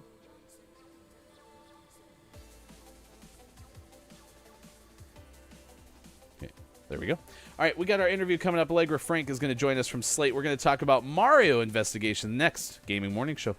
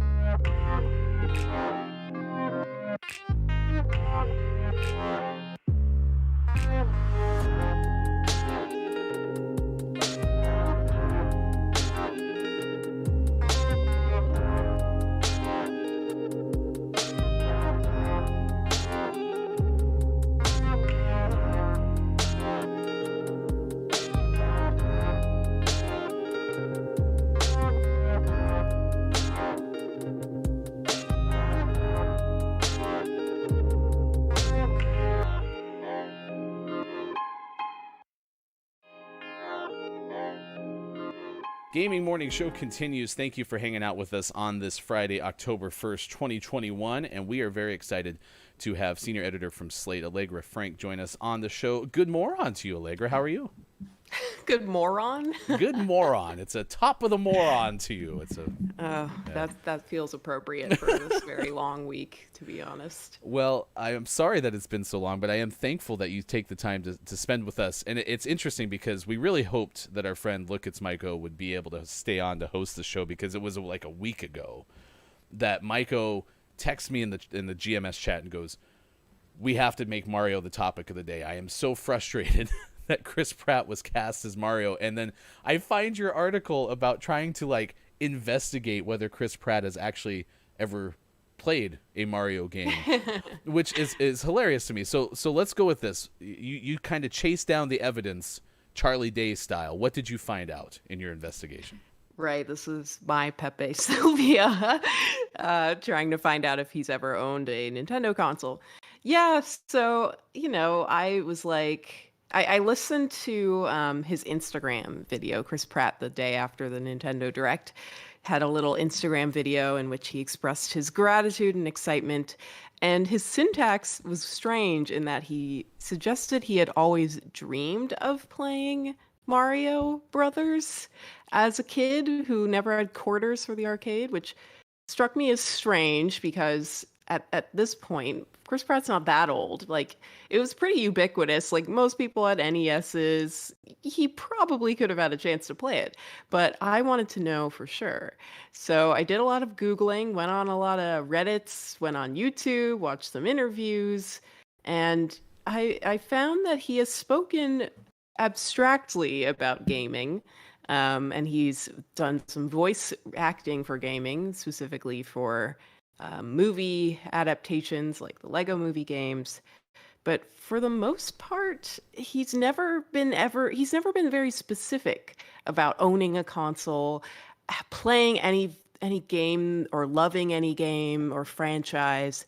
The one thing I found that suggested that perhaps Chris Pratt is more than just a spokesperson for whatever will pay him, whether it be a game or a movie or whatnot, was a photo from 2004, young Chris Pratt making the web slinging kind of hand gesture and holding a copy of Spider-Man 2 for the PlayStation 2, which of course could have been, advertising, but I was unable to find any context for this photo. It's become this thing beloved on Reddit.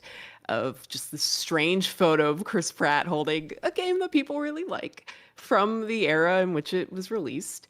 So to me, I'm like, okay, Spider-Man 2 obviously is not some niche title, but it is I would believe that maybe he's played it. Maybe he liked it. Maybe he at least owned a PlayStation 2, which doesn't tell me at all that he's played Mario, because that's literally, you can't play Mario on a PlayStation 2, but perhaps he has at least owned a video game console. But the jury remains out. Yeah, I mean, like, I love that part where you're sitting there, like, the syntax is kind of what tipped you off, and then you go down this deep dive rabbit hole, and I agree with you. Like, we're gonna find out that Chris Pratt, like, is a speedrunner of Mario Brothers or something down the road, right? Like, that's gonna end up happening. But right now, I'm skeptical if Chris Pratt has ever played a Mario game. And like I said, this all came out, and you said this on your Twitter too, like, when the casting was announced, like, people are gonna react positively to this. So what is your opinion on the Mario movie cast? Are you kind of in? Are you out? Some good, some bad? Describe that. I mean, at the moment, I was aghast and I was laughing my head off, as everyone else was, at just how absurd this seemed. It just seemed like rolling a dice and, like, coming up with very random Hollywood, not even totally A-listers. No offense to my beloved Charlie Day or anything. It just was like, why is Charlie Day Luigi? Who decided that? Why is Anya Taylor-Joy here? Like, it just felt really not considered at all. But I was loving it just for the absurdity of it. But as I've had time to think more on it, I kind of like the idea of Charlie Day as Luigi, sort of a Charlie from It's Always Sunny type, being very over the top, very dumb, just the annoying hanger-on that's lovable anyway. Maybe that's the new turn that we need for Luigi. And I can kind of see Jack Black as Bowser. I think that could be fun. I could be into that. So I'm starting to come around to it a bit more. Although I would say on Slate.com, we have a lovely freelance piece up about the real casting we deserve, which is far more in the realm of actual Italians cast, which I know was something a lot of people were ironically complaining about. Who knows how serious they were. Allegra Frank, our guest on Gaming Morning Show. Nintendo Nerds just hopped in and said, love Allegra's work, so glad she could be a guest. We are too, of course. And I was able to read some of your other stuff that you have on your link through Slate, all the stories that you've written. And our friend Kim Chica was set to play Sable yesterday on Kim Chica's stream, had to postpone it because it was one of our other friends' birthday, so going to do it on Sunday. And you had a Q&A with Michelle Zauner, who apparently made the music for Sable. Give us an anecdote about that conversation, if you would. Yeah, it's actually cool because we've talked before. I interviewed her twice when I was at Polygon a few years back. First about her browser game that she collaborated on based off her album Soft Sounds from Another Planet, called Japanese Break Quest. So we had spoken then. I had done a little piece on it, and she told me when we talked again a few months later, after it was announced that she would be making the music for Sable, which at the time was just sort of a teaser trailer shown at, some event that people got excited about. And she said, hey, yeah, actually the developers saw that interview we did together where we talked about how much I love video games, how much I'd love to work on them. And they said, based off that Polygon interview, would you be interested in working on our game? So thank you for indirectly getting me this job. And I certainly don't want to take any credit for getting Japanese Breakfast to score Sable, but hey, she said it. I have it on the record that she told me it's all thanks to me. So give me a special thanks. Yeah, I was going to say, what a neat compliment for sure. Oh my gosh. You discovered Michelle. Yes. I was the one who discovered her for the world. It was totally not on her and her immense talent and beautiful music and great writing. It was all me. You can follow Allegra Legs Frank on Twitter. We really appreciate your time today. It is apparently World Smile Day Are you good at smiling on camera?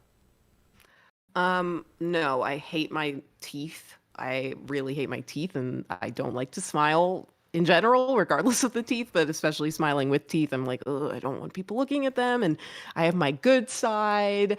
And if I'm not on my good side, then it's just a wash. I do not smile. Yeah. But I'm smiling right now talking about this. I'm trying. This is my TV smile, but for some reason it just hurts my face. So I'm with you there. I'm not very good at it. Allegra Frank, thank you for your time today. We really appreciate it. We'll check out more of your stuff on Slate. Thank you so much for having me. Absolutely. Thanks for the time. That's Allegra Frank joining us on the show. I'm happy, Nintendo. Thank you for the compliment. And KJ said thanks for joining us, Allegra, on the show. I'm happy that you're very familiar with Allegra's work, because I enjoyed, this is, again, my strength, if anything, in the world of traditional medias. I'm not a good writer, nor do I enjoy writing. I have one skill, which is being able to navigate, conversation by talking into a microphone. But I do love my natural curiosity. And so being able to go kind of down the list, as I mentioned, and reading some of the things that Allegra has written in, the few recent weeks, like, that was super fun. And to find out that y'all are actually fans of Allegra, because I didn't know Allegra prior to today. Someone I'm excited to follow on Twitter going forward. So that was a lot of fun. It is now 7:37 out on the West Coast. It sounds like the jury's still out on the Chris Pratt Mario cast. It sounds like a week later, everyone's a little bit better with it, but not sold. How are you feeling, Chad? Like I said, Maiko rushed in here a week ago and was like, no, right? That was the fury. And that's why it's a shame that Mike couldn't stay for the interview. But I'm curious what your reactions to this are. I still think Jack Black as Bowser is going to be really good. I really do. I think I have a big soft spot for almost everything that Jack's done. I even found randomly on YouTube the other day, like a reunion from School of Rock, which is only it's just under 20 years old, right? I think it was 2004. And so that movie was fun for me because I'm kind of a believer in happiness, right? I'm a believer in people kind of know the things that they were meant to do when they were fairly young, right? Like those things we say when we're 6 and when we're 10 are not far-fetched, right? I want to be an artist. I want to do this, right? And I think of the School of Rock, and here is Jack Black's character going into a situation where maybe those students weren't as encouraged to follow their passion for music or didn't have it come out, right? Because they were lacking that adult influence of positivity. And so I think that the movie School of Rock really spoke to me for that reason. And I think I was just finishing up college roughly about 2004. And so that was a time where it's like, man, let's follow our passions, right? Let's make it happen. And so maybe School of Rock holds a soft spot for me because of that. It is right now 7:39. We're appreciative of you all hanging out with us today. Great appearance by Allegra Frank, and we will have our next interview on Monday. We're going to talk about the Magnificent Truffle Pigs, which is a game that is out from the studio Thunked. And the creative director for that, Andrew Crowshore, will join us. That will start at 7:25 a.m. Pacific time, coming up on Monday's edition of Gaming Morning Show. All right, we promised you that Theo would be here, and it's right now as opposed to later. I actually was banking on like the 8 o'clock hour at this point, so I'm happy that Theo was able to find some time and be able to click the microphone on and find the internet and all. Anyway, hi Theo, how are you? Hello. Good morning, everybody. I hear it's like Smile Day. See, we just had Allegra Frank on from Slate, and Allegra doesn't like smiling. I'm not very good at TV smiles, but you just sat here and like immediately like, bam, hit us with a smile. Oh, I got you muted. That's my fault. All right. Oh my God, was I muted this whole time? You weren't muted until it was really strange. But hey, hi, Miss Theo, says everybody. Hello. How is your day going?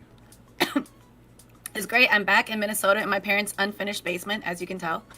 And yeah, I'm chill. I'm just here to like help out my family a bit. And we had to take care of some stuff, so I that's why I'm a little late, but better late than never. How are you guys doing? To you. We're doing pretty okay. I'm going to make one change because something's amiss for me, but that's okay. You'll be right back, I promise. Zev is here. Good moron to you, Zev. Top of the moron. I did love how I gave Allegra the patented gaming morning show good moron. And Allegra's like, wait, what? Good moron? But that's kind of fitting for the week that Allegra had, apparently. I love the greeting, which was coined by Dr. Chick because of a typo, and it's become a mantra. Oh my God, so yeah, Zev is here, Nintendo Nerds is here, Scott Chick is here, K-Laugh is hanging out with us this morning as well. King Gray said, I think they all read for their parts. I'm going to trust the casting director on this. This goes back to the Mario movie, which is why we had Allegra on. Because I'm not a casting director, and I wasn't there, so I can't say it was a good or bad choice yet. Time will tell. Meanwhile, Down says, Miss Theo, hello! Hello! Hello! That was just right. I'm sorry. I'm going to keep on doing that until someone tells me, like, stop doing that because it's racist in some way. I don't think that's the case. I do think it's loud. And so I just adjusted. No, it's fine. This is the only thing, my only complaint about all this Discord stuff is for some reason, many people don't come in at the same volume as they left. And I don't understand why that's the case. Because Discord has an input setting, right? So the moment you fire it back up, it should be at the same exact volume. I'm always making adjustments. But I'll say, though, like, it's impossible to compress my voice. That's right. Like, because I go in and out of so many volumes. You know, like regular volume and then excited volume. And yeah, even my friends, they're like, in real life, they're like, ugh. No one It's a lot. can hold Miss Theo's voice back. Not even Hello! I love actually Mrs. sounded Doubtfire. really good. That sounded really good. Hello! I can't do it as high as Ron Williams does, but I love Mrs. Doubtfire, so I love that reference.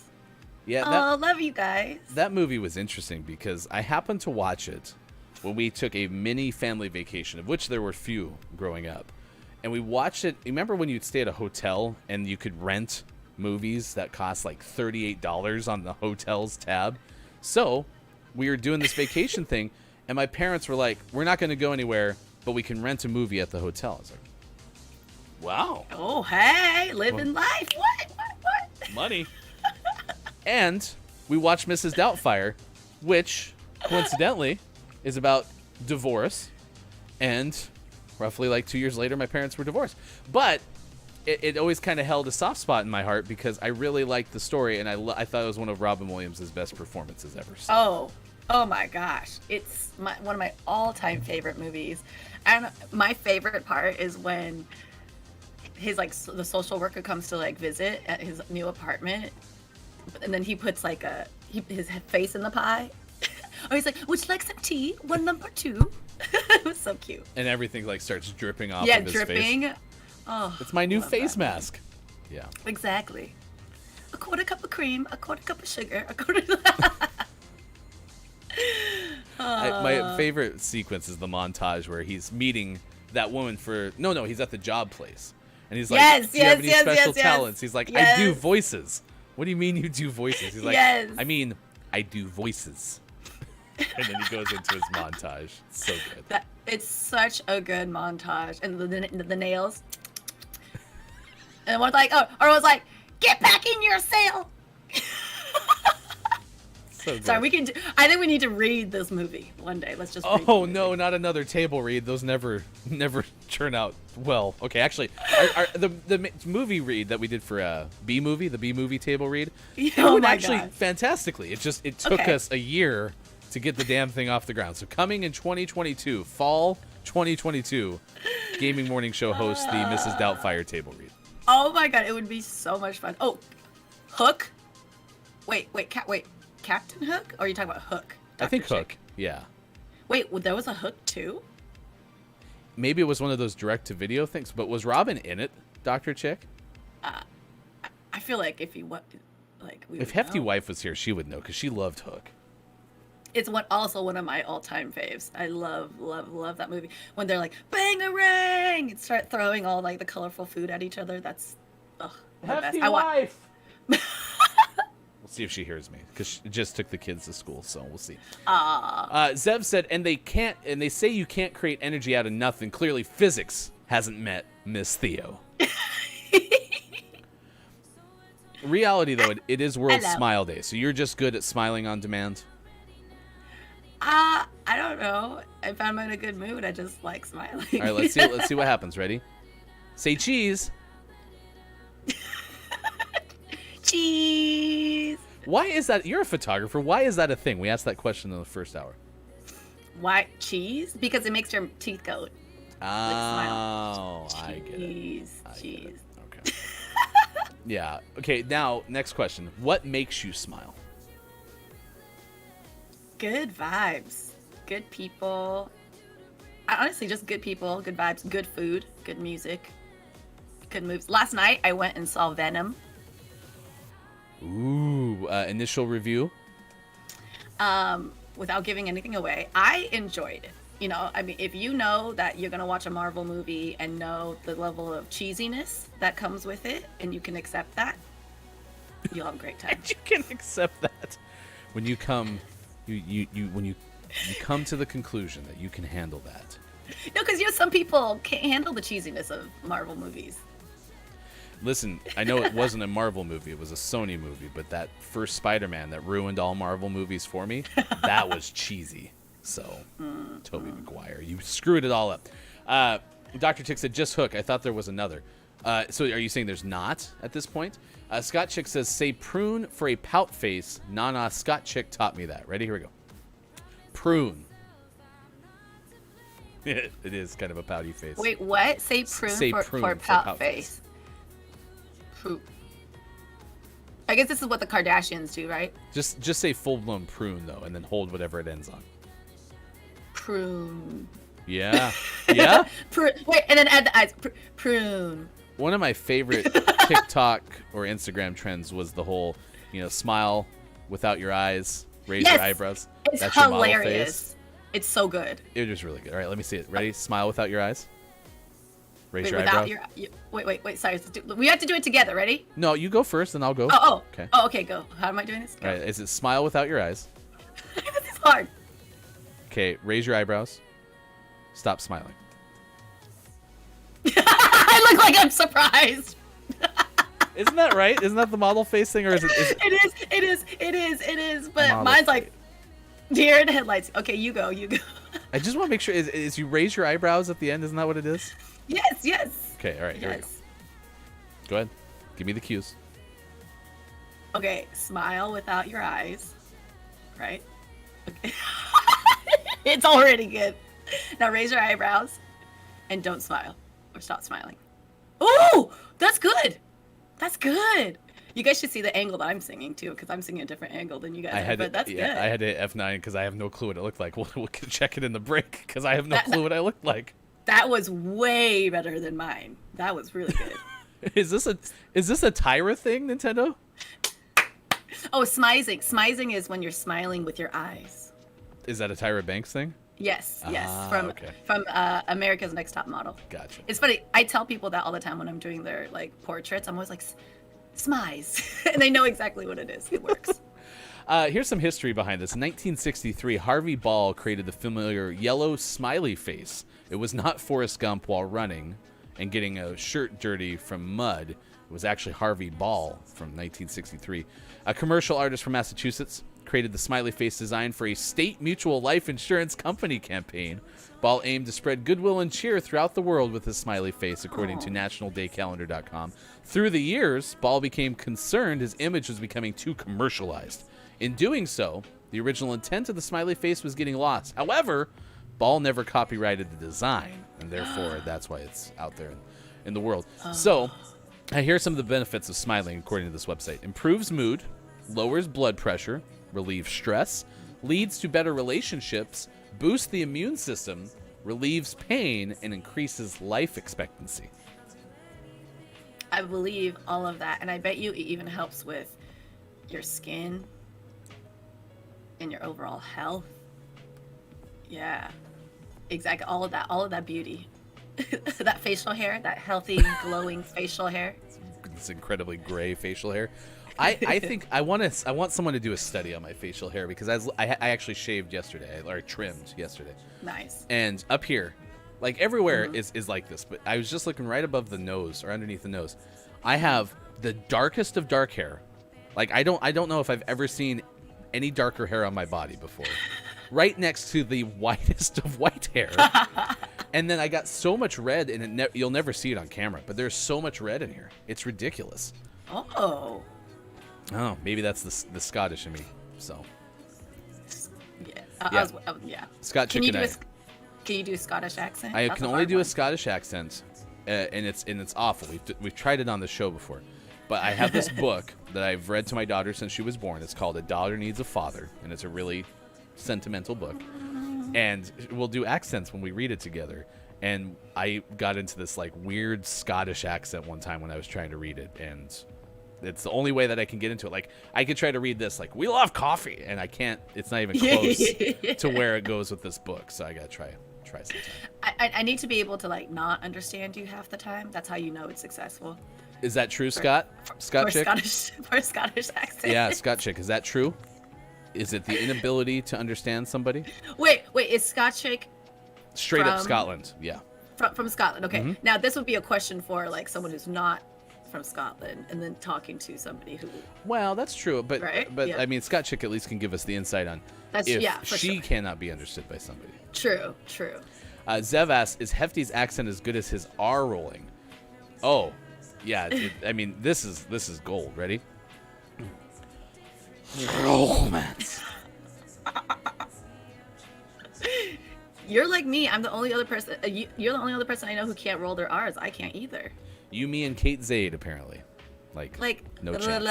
Like I wish I can't whistle either. It must be a tongue thing. Oh no! I forgot to play Allegra, the cat thing from Arturo.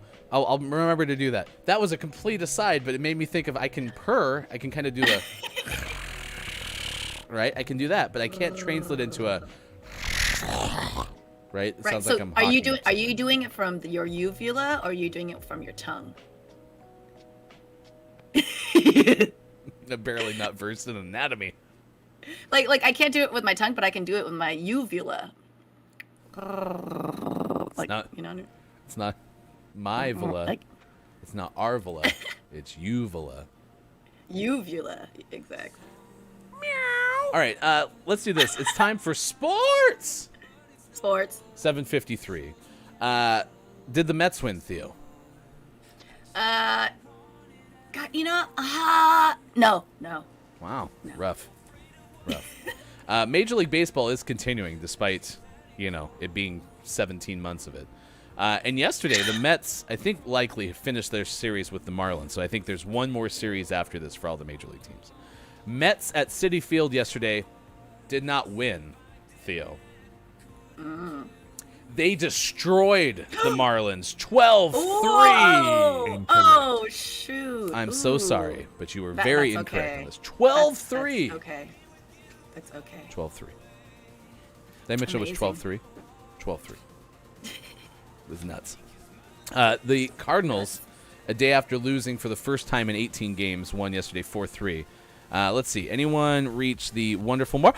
The Cubs won yesterday. That's my team. I'm a supporter of the Cubs. They won 9-0 over Pittsburgh. And on the year, the Cubs are now 69-90.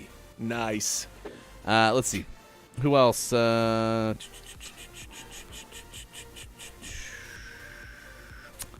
No one else get the magical number, so it was just the Cubs yesterday. Just the Cubs. Yesterday, NFL Cincinnati beat Jacksonville 24-21. I guess it was a hell of a Thursday night game, so that's good. Missed it, but it's good. So yeah, there's your sports. All right. All right.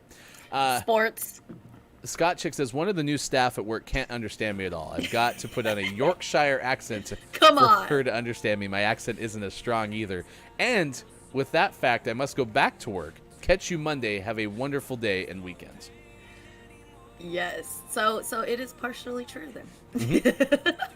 My favorite bit from the new Wreck-It Ralph, what was it, Ralph Breaks the Internet, is they have the wonderful scene with all the Disney princesses, and they're talking to Vanellope von Schweetz, and Merida says something to Vanellope, and just completely like you can't understand a word, and she's like, "Did you catch any of that?" And all the princess is like, "She's from the other studio." So, and now all I can think of is how our friend Chris M.E. just can't stand Brave. I was like, it hurts my soul. Yeah. So I haven't seen the movie Brave, but I feel like I want to watch it. But it's not popular. A lot of people don't. It was very good. Okay, see, I will take your. I mean, it was very good, but it was good. See, Sev likes Brave. What does Chris not like about Brave? He says that it has a disjointed story, and that it's a story about a daughter who just needs to apologize to her mom. Oh. And I argue that it is a story of a daughter who is not being allowed to live up to her full potential by her mom, and her mom just needs to let her child have the opportunity to be herself. This honestly sounds like what it's like to be growing up in an Asian family household. You've talked about this. So I wonder, because Chris, you're Asian too, that I wonder what your perspective, or you're seeing it from the mom side.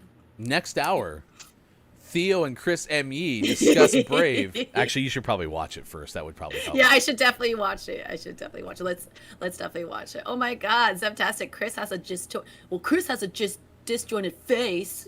That's how I hear it. Oh no. Oh no. Oh no. Downs says Chris M.E. hates Scots. Confirmed. No, that's not confirmed, Downs. Okay, allegedly. Again, we can't do this to Chris. It's not the final hour crew yet. We have to let Chris come in here and defend himself. 3 more minutes. Yes. We got 3 minutes left to talk ish, and then we can. Quiet says I missed hitting Uzoma as the MVP on my FanDuel lineups for that game last night. Had I had him, I would have won $30,000. Damn. I'm assuming player, right? Wide receiver for the Bengals, right? Am I close? Quiet? I hope so. Next hour, we will tell you a story about a Tennessee bear that took a 33-pound package off a Tennessee porch. We'll also pay off the 4+ carat diamond that was recovered at an Arkansas state park, because we did not tell you that story yet. And later, we'll also share how a drunk Turkish man who was reported missing joined the search party to find himself. Oh, yes. I saw the headlines for that. That's hilarious. Big thanks to Allegra for joining us on the show. That was a good interview. If you missed it, we'll put it on our YouTube page later. That is Miss Theo. I am Hefty Goof. Next hour, the final hour crew checks in. But right now, it's time for everyone's favorite Miss Theo segment, and that is a meditation break on Gaming Morning Show. Thank you for not forgetting. I've never once forgotten this segment in the life of this show. Never once. Show me one. Show me one archive. One time. Okay, I've totally forgotten this before, so that's okay. All right, stick around. We're going to do that. We'll come back with the final hour crew next. Gaming Morning Show. It is Friday, October 1st, 2021. All right. It is October 1st. Oh, my goodness. It is fall or autumn. Well, depending on where you are in the world. Oh, happy Friday, everybody. Let's get to this meditation. Let's start off with just activating our bodies first. Let's roll. Oh, that feels good. Roll our head around a few times. Woo. And reverse that roll. Oh my goodness. My neck is tight. I don't know about you guys, but this feels really good. Let's roll our shoulders forward. Ooh, that's nice too.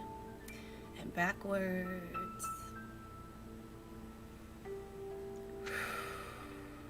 Awesome. All right, let's stick out our left arm and just massage it. Give it a little bit of love all the way from the shoulders down the biceps, triceps, forearms, up to your wrists. Massage your hands and your fingertips. You know, we use these babies every single day. We probably don't spend enough time giving it some love. Let's do that to your right arm too, massaging from the shoulder down. Waking up your muscles and your tissues and your blood cells, stretching out your hands. Awesome, shaking it off. Rolling your ankles, shaking your legs, wiggling your fingers and toes. Woo! All right, we are here.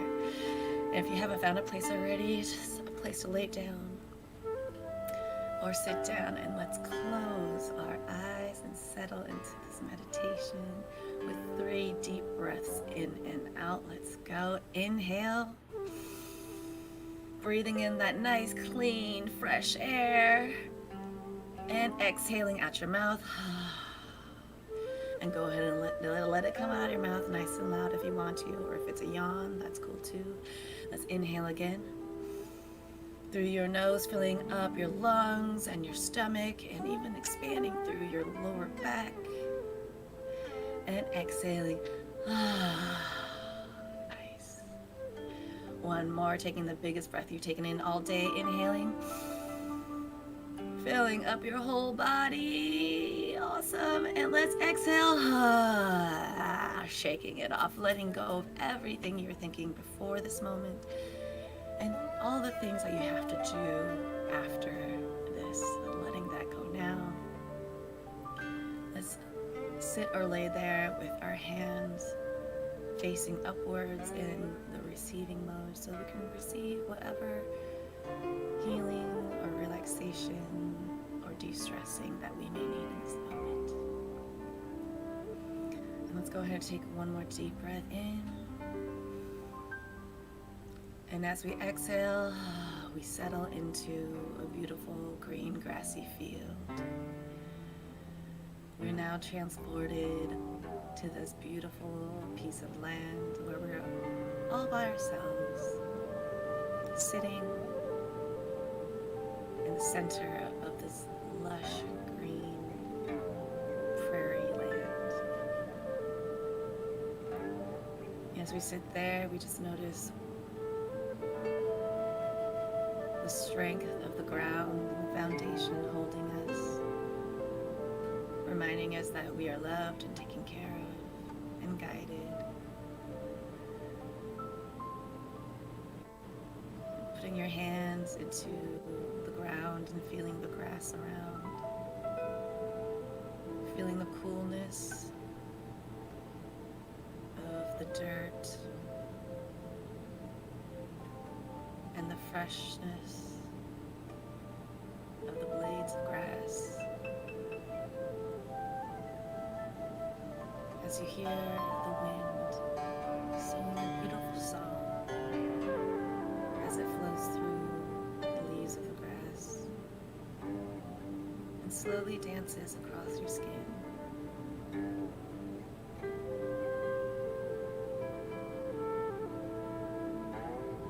As this blue sky is filled with gorgeous fluffy clouds and the sun is peeking through, fluttering across your face, a little bit of warmth and light. It's a perfect 72 and sunny. The air is crisp and clean. Perfect temperature.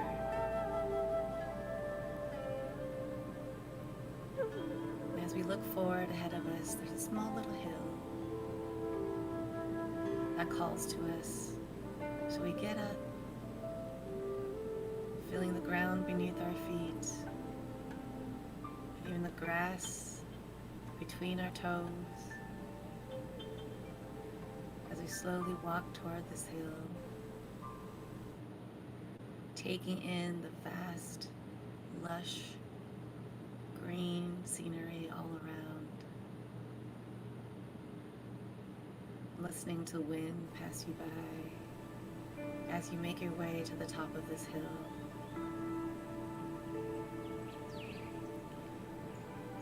top of the hill is a nice fluffy cloud meant just for you. Go ahead and hop on that cloud, and it securely holds you, so you don't have to worry about that, as it takes you on a small little journey. And as you get comfortable on this cloud, just imagine like a golden faucet of light, golden gentle shower of light flowing from the top of your crown, gently simmering and sitting right at the top of your head. This is a light of calm and relaxation, allowing that light to seep into your skin, into the bones, tissues, your cells, into your brain. Our brain is working all the time. Our mind is full of thoughts or things that we have to do, or worries, or frustrations, or anger, or even joy, happiness. It just holds a lot up there. So let's send some extra love to our mind so that we may be cautious of what we allow inside our minds. And be gentle with ourselves. Now allowing that light to flow down our ears, knowing that we can filter what we hear as well. If it doesn't serve us, it can go in one ear and out the other. Now flowing down your throat, giving you the power to speak your truth. Down your chest, to your heart space, healing any areas of pain that need love. Give yourself a nice warm hug from within. Flowing that light down our arms, all the way down our fingertips, down our stomach, our hips, thighs, knees, shins, ankles, feet, and all the way through our toes. I'm going to do one more fast flush. Turn on that faucet again and just let's flush it out. 2 more times. Allowing that to take everything down with it through your toes. 1 more time.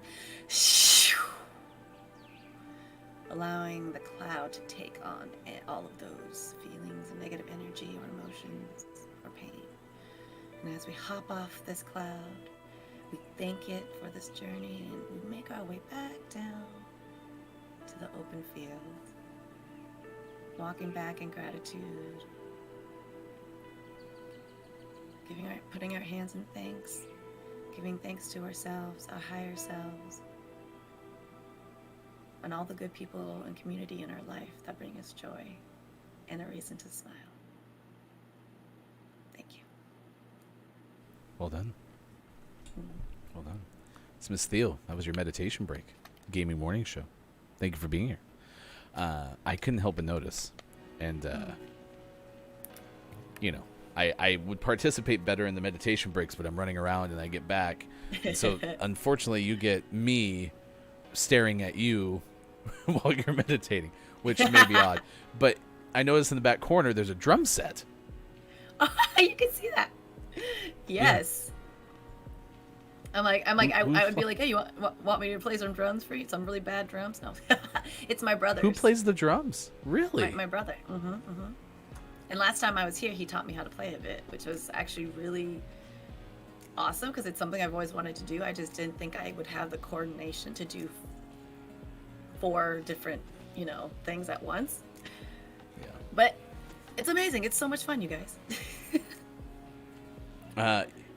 I'm going to talk more about the drums. I got to do one thing really quick. So just a second. Going to do this. I'm going to do that and go over here and click this button.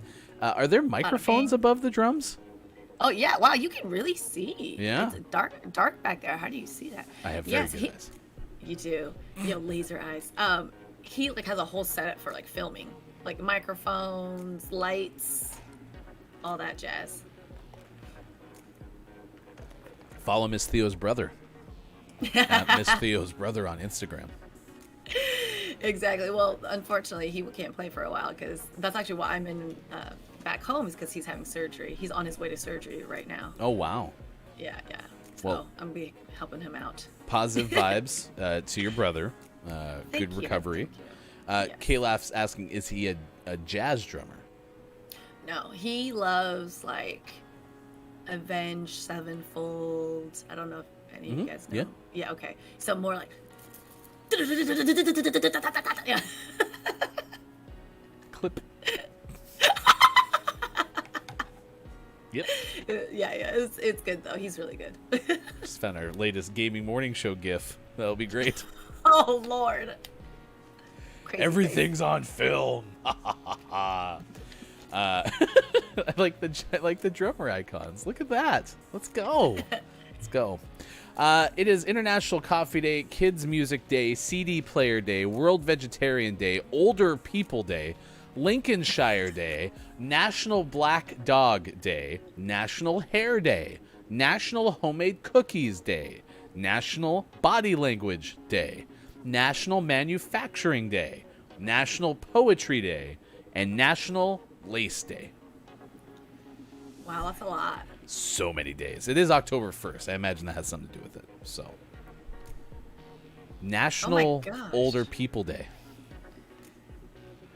So basically, if you were just born, you gotta honor everybody else. Kind of. We kind of found that it's a happy medium, right? So it's not Oldest People Day, but like in our pairing, since you're the eldest of us, you are in fact celebrating this day. I cannot because you are the older person. So you have to celebrate me. I'm celebrating Miss Theo today. Absolutely. As we are called elders. Nintendo Nerds is here. By the way, where are my manners? I'm so sorry. I apologize. Rude. It's 8:12 already. Welcome in, Final Hour crew. Welcome into the Final Hour crew, including Ambassador Nintendo Nerds, who was here before. And by the way, we talked to Allegra Frank about Michelle Zauner, Japanese Breakfast, about the soundtrack to Sable, and I mentioned Kim Chica was going to play that last night. Well, Nintendo Nerds played it last week. So if you'd like to check that VOD out, Nintendo Nerds streaming Thursdays and Saturdays. I think Saturday's stream will start at 2 p.m. Pacific time. So please, if you'd like to see some gameplay of Sable, including the outstanding soundtrack, which, according to Japanese Breakfast on Twitter, is available as a looks like a record set. Like you can get it on vinyl. Ooh, Look I at this. love a record player. Look at that. You get they're like teal and orange and stuff. Look at that. That's cool. And it reminds me of our friend Neil Jones, who made Aerial Knights Never Yield.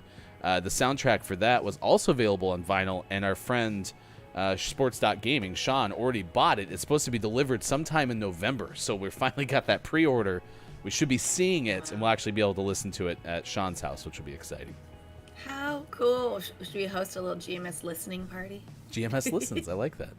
Speaking of new programming from GMS, After Dark starts on the 6th. It'll be Wednesday. Look, It's Mike O hosts this late night show style show. And first guest will be the now into chat, Chris M. Yee. And they'll have a fast food fantasy draft. It all starts at 4:45 p.m. Pacific time on Wednesday, October 6th. It's GMS After Dark. Wait, did you say fast food? Fantasy draft.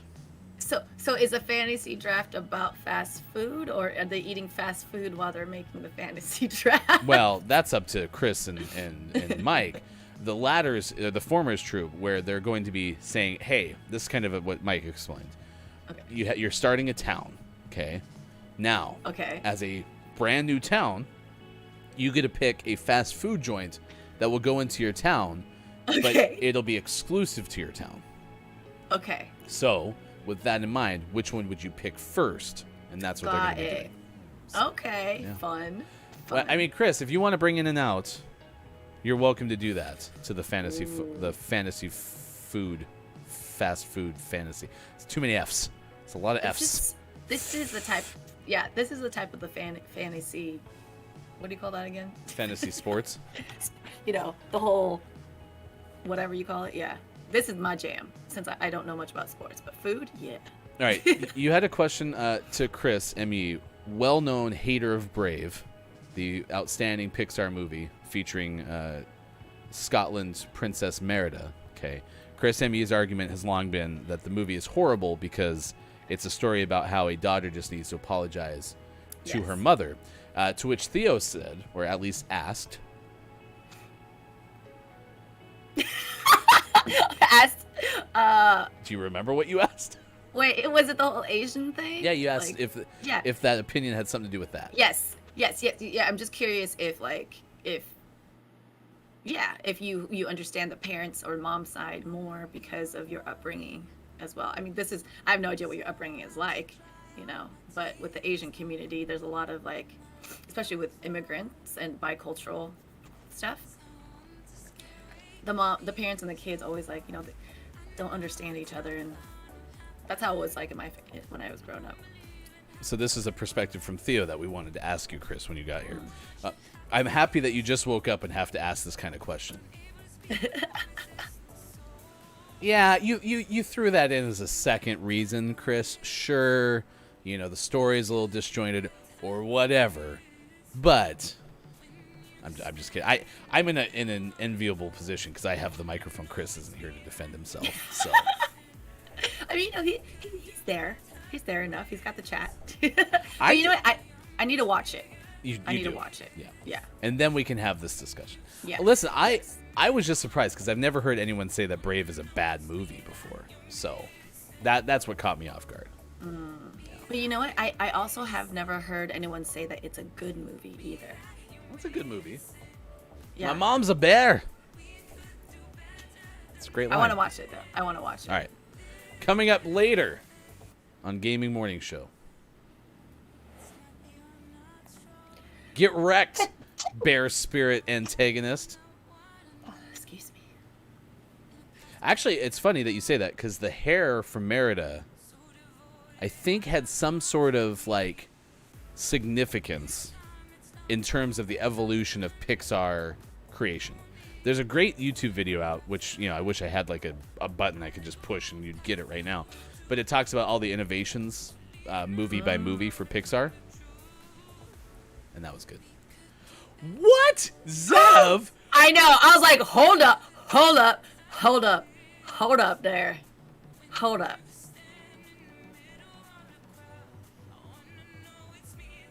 Yeah. That's Zev chose violence. Here we go. 818. Zev says, quote, "It's as rare as Moana being called a bad movie," which it is. I just can't. No. Staring at the edge of the water. As long as I remember. Something.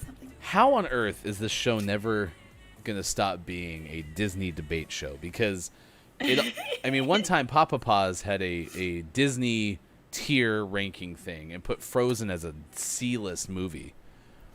And Okay. I'm not saying that Frozen was great. I'm just saying it is not that bad. Pinocchio is a C-list movie. What? The classic Pinocchio? Yes. That movie is so hard to watch. Why? Well, probably because of my attention span. Yeah, sounds like a you problem. It probably is. I mean, that's not fair. Listen, old Disney movies are tough for me because they are a lot slower than other movies, and so you're right. You're right because Pinocchio was definitely not one of my favorite ones to watch as a kid either. Yeah. And it was kind of dark. It was dark. That was a dark one. It was a very dark. Oh, Tangled is so good. I like Tangled a lot. So. Yeah, that's a good one. See, I like Moana because it wasn't a story about falling in love. Yes. So. Yes. And the music was 1000%. great. Yeah, the music was so good. And it was also another movie about finding what your true passion is, and not just going straight into what you're supposed to do. Which is why we talked about School of Rock earlier, right? That movie was about mentorship and being able to bring out what people are meant to do, and and believing in people, their potential. Yes. All right, we're gonna play Google Feud this morning. All right. Okay. Community games time. So chat, if you've never been here for Google Feud, I promise it's a lot more fun than people say it is, because a lot of people don't, for some reason, seem to care for Google Feud. But you know what? You're wrong. It's great. Even Google Feud is endorsed by Chris M.E. Okay. I I have never played this, so. Oh, you're going to love it. You're going to have a good time today. Oh my god. Downs. Shining. That was a Flight of the Conchords guy. Yes! I love him so much. Lion King was slow to me. I think that's actually kind of fair, Dr. Chick. It was much more slow than, like, a modern-day Disney movie. And this is only, 30 years ago at this point? So It was like a deeper movie. It was a shift in Disney movies at that time. It was more, yeah. Man, Disney is divisive. Look at this. For real. I hate that song. I love this song. Oh my god. All right. Well, what we can all agree on is we dislike Google Feud, except for me. Apparently, I love it. All right. We need to do this. You're going to look at this screen, and Theo will go first, then Chat, then me, and then we'll kind of go in that order. So, can pigs eat? Can pigs eat? When you type that into Google, okay, then it starts to return the following as top 10 autocomplete searches, right? Okay. And your goal is to try to guess which one of these is the actual number one return based on actual Google searches. So here are the choices for you, Miss Theo. Can pigs eat cucumbers, chocolate, watermelon, humans, or bananas? Which is the number one returned autocomplete for the search, can pigs eat? Humans. Even before you even asked me, that was already in my head. Humans. Incorrect. Number four. Ooh. Sorry, Zev. Sorry, KJ. Humans was close, but it was number 4. All right, so chat, it's up to you. Now, Dr. Chick votes bananas. We'll give you a couple of moments here to put your guess in. Bananas, watermelon, chocolate, or cucumbers? Bananas from Dr. Chick, chocolate from Zev, and I'm okay putting the pressure on myself to have to guess last. Okay, so we could do bananas and chocolate and see if you're correct. I'm fine with that. Theo, are you okay with that? Yeah, that's cool with me. All right, here we go. First, bananas from Dr. Chick. That was the number 5 answer. Nope. Ooh. Now chocolate from Zev. That is the number 1 answer. Correct. Ding, ding, ding. Nice work, Zev. Congratulations. You put Good job. 5,000 fake points on the board. That would have been my second guess after humans, for sure. I mean, you had to guess humans just for the intrigue, right? Well, no, because I've seen it in movies and stuff, like how they get rid of bodies is that they'll just feed them to the pigs. Really? What movie was that? It wasn't. Was it Peaky Moana? Blinders. No, was it Peaky Blinders? No, it wasn't Peaky Blinders. Was it The Lion King? Oh, they fed humans to All right. Pumbaa. Listen, think about this, okay?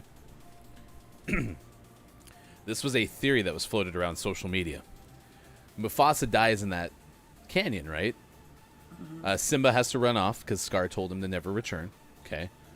But where's Mufasa's body? Okay, think about that for a second. Turns out in the scene where Zazu is singing "I've Got a Lovely Bunch of Coconuts," diddly dee, No. Scar is playing with Mufasa's skull. No. The person who found this on the internet had to search what a skull looks like. Oh, sorry, spoilers. Yeah, spoilers are in effect. That's the spoilers alert. The skull was researched by this TikToker, and it looked like a lion's skull. And it turns out that one of the most common type of animal to eat lion carcass is hyenas. Yeah. So the hyenas ate Mufasa. I figured, which is so messed up. Isn't Zazu in like a rib cage too? He's like stuck in a cage. Oh, that's so messed up, man. Yeah, a lot of these Disney movies definitely got a lot of some deep stuff. Lock, Stock, and Two Smoking Barrels monologue, there's a pig scene. And then Chris Emmy says a lot of bodies got fed to pigs in the show Deadwood. Yeah. So yeah, pigs eating human bodies is this thing. Dad, wake up. Wake up, Dad. Okay. All right, here we go. Gun control is... This is why people don't want to play Google Feud, because there's things like this in it. All right, so Okay. chat, you get to go first. Gun control is constitutional, necessary, unconstitutional, not the answer, or fun control. One of these is the number one returned item that Google gives you when you type in the words gun control is. Chat. Is it constitutional, necessary, unconstitutional, not the answer, or fun control? That's a tough one. And then Theo, you will go second. No, I'm sorry. I get to go second. You get to go third. You go. Yeah. Mm-hmm. All right, we're just gonna go Zev because I think this reminds me a little bit of the humans thing, only in the sense that like this seems odd that it would be in here. So we're gonna go with fun control. That is number 7. Nope. Okay. I'm gonna be very like analytical about this. I'm thinking, okay, people turn to Google. They're trying to find an answer, right? So I'm gonna go with gun control is unconstitutional. Because I'm imagining that someone's looking for a rebuttal to an argument. Okay. Okay. So here we go. That is number 1. I'm so correct. You are a genius. Ding, ding, ding, ding. Number 1 was unconstitutional. The next most searched one is constitutional, which again doesn't really surprise me. All right, here we go. This is back to the fun side. I get to go first, then Theo, then chat. Here we go. Okay. How do you make blank? How do you make blank? The choices are a smoothie, guacamole, French toast, tartar sauce, or slime. Okay. Oh. I get to go first. I always think logically with this, and so I'm gonna go that people are turning to Google because they're not familiar with how to make slime, because slime is this thing that you give, like my kids have slime. It's disgusting. Ugh. I don't like. I am a textures person clearly because it's just like touching this. Ugh. Gross. Here we go. Number 1 answer. I'm 2 for 2. Yes. Yes. Yep. Ding, ding, ding. Ding, ding, ding. Next most searched one was French toast, surprisingly. Yeah, that was going to be my answer. Really? Yeah. I would have guessed tartar sauce. Tartar sauce seems more complicated than French toast. Yeah, but how many people are making tartar sauce? Oh, okay, Miss Theo. Okay. Like I've never made tartar sauce. All right, last one for Miss Theo. This one says, is duct tape safe for blank? Is duct tape safe for blank? Car paint, skin, walls, cats, electrical, or for tying someone... No, I'm just kidding. That's not in there. Car paint, skin, walls, cats, or electrical? Skin. Okay. Miss Theo guesses skin. That is the number 1 answer. Correct. Yes. Ding, ding, ding, ding. Someone said, please say cats. That's the number 10 most search answer. So at least people aren't trying to figure out how to put duct tape on. All right. Last one. This is another more serious one. Is the president A? Is the president A? Blank. Ooh. The choices are branch of government. This is for chat first. Branch of government, civilian, public official, federal employee, or 5-star general. Is the president A? Blank. Yeah, KJ, I was with you. I would have guessed electrical there because I imagine that people are like trying to solve an electrical issue in their house, and then they're like, "Can I use duct tape for this?" Imagine that's a reasonable thought. I remember going downstairs when we first got this house, and we had an issue with our dryer vent, and I went down there, and it turns out that someone had used duct tape to seal the sections of the dryer vent, which my brain went, well, that makes sense. It's a duct. Apparently that's not what duct tape is best used for. So I learned something that day. Good morning to you, Kate Zaid. Thanks for being here for the final hour, crew. Hello, FHC. First guess from KJ was federal employee. That is the number 5 answer. Good guess, but... That was... No, incorrect still. Civilian is from Zev. That is the number 1 answer. Ding, ding, ding, ding. You are a genius. We scored 25,000 points today, chat. You can keep those. Those are all for you. You don't need to give them back, I promise. You're welcome. 8:30 West Coast time, 11:30 for those watching on the East Coast, 4:30 for those in the UK. 10:30 here on the Midwest. Oh, yeah. For those in Minnesota, 10:30 Central Time Zone. Hey, at least you weren't the forgotten time zone. Growing up, I was in the Mountain Time Zone, and that's the forgotten one. Yes, that is the forgotten one. Sucks. Very much so. TV would be like, tonight, on a very special episode of Friends, it all gets started at 8 Eastern, 7 Central. And then the 8 Eastern was also 8 o'clock on the West Coast because they had to make it so that people could watch, right? Mm-hmm. But no one ever talked about the Mountain Time Zone. So it's up to you guys to figure it out on your own. Yeah, well, and it was on at 6 o'clock for us because it was all the other 3 time zones were just staggered, but then the West Coast got its own special presentation. So now I'm part of that snootiness over here. So yeah, get wrecked, Midwest. Monday, Andrew Crowshore will join us. It's creative director for Thunked. We'll talk about the game that was one of our August names of the morning, the Magnificent Truffle Pig. So that's coming up. This is from 5 News Online, Theo. There's a woman in California who apparently has discovered a 4.38 carat yellow diamond. Do you have a good grasp on carats? That must be huge, right? Mm-hmm. Mm-hmm. Sounds huge. I mean, like what? I mean, 1 carat. I guess is like that a big. Okay. So. Yeah. So put that back up just so we can get this right. So I know. Can you get? So that's 1. Okay, now go to 2. Like 2, 3. 3, 4. And but it's also the roundness, so it's like the thickness. Okay. So go back to 1 by 1 here. 1 carat diamonds. 1 by 1. Your nails look amazing, by the way. Thank you. So that's 1. Okay. So let's go to 3 really quick. Let's go Okay. Probably around there. 18. Anyway, 4.38 carats. Apparently Kate Zaid's a big fan of the best carats. So 4 carats, pretty big. This happened. She discovered it at the, of course, Crater of Diamond State Park in Arkansas. What? This story made it sound like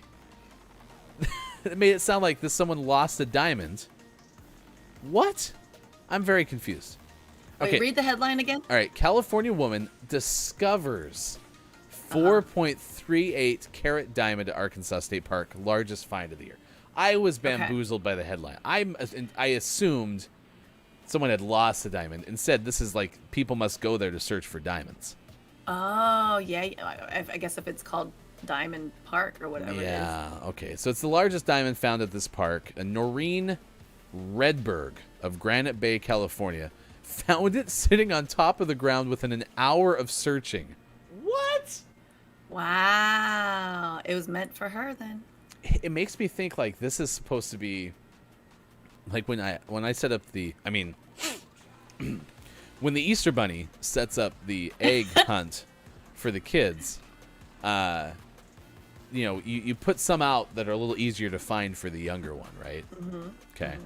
Mm-hmm. Sounds like this maybe was the case that whoever the bunny is that puts out the carat diamonds at the Arkansas Diamond Park put it out there. Anyway, while in Hot Springs, Noreen realized she was close to the Crater of Diamond State Park. Oh, they weren't even going there initially. They just were like, oh, look, we should go check this out. She wanted to check it out for a while. I first saw the park featured on a TV show several years ago. When I realized we weren't too far away, I knew we had to come. Noreen and her husband started their day by searching for diamonds near a shaded area in the mine entrance. But Michael suggested, we should go farther out. It was cold in the shade that morning, Michael said. So I told Noreen that we should go in the middle of the field where it's warmer. 40 minutes later, they found the sparkling gem on top of the ground. I didn't know it was a diamond, but it was clean and shiny, so I picked it up.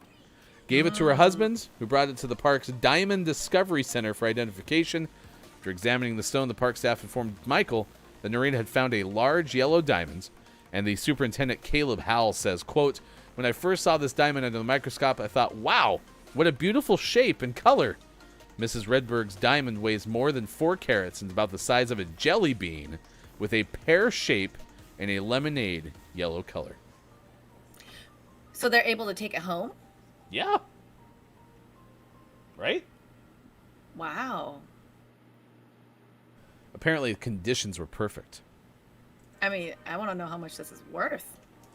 I mean, I assume so. Hey, K-Laugh, can you take the diamonds you find at the Crater of Diamonds State Park in Murfreesboro, Arkansas, home with you? Hello to the one, the only Lady K. Hello, FHC. Who came in with a big Theo.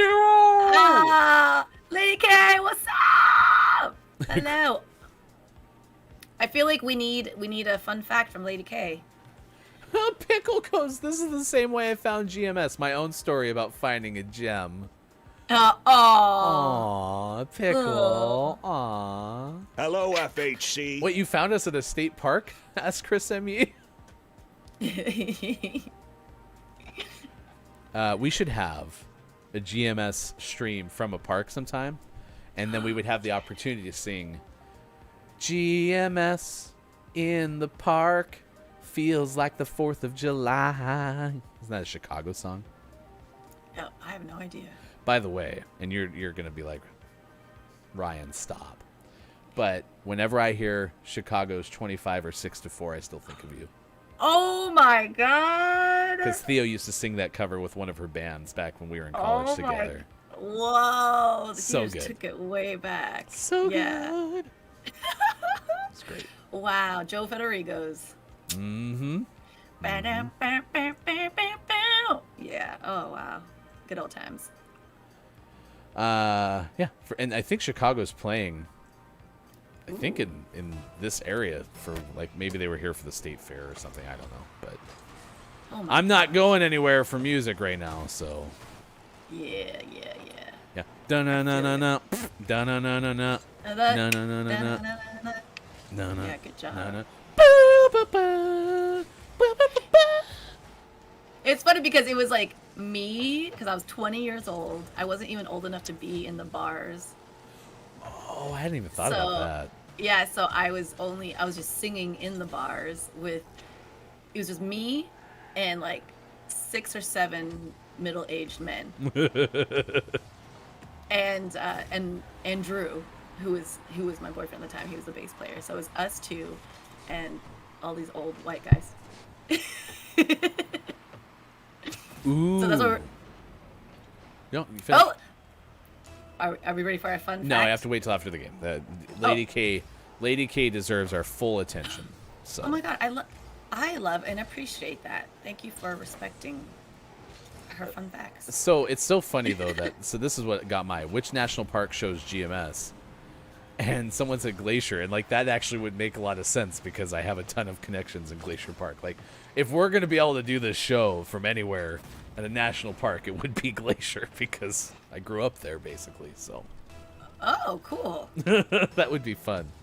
And the only problem with national parks is there's no cell phone infrastructure, so you'd actually have to have, a built-in internet connection, which, we could pull off.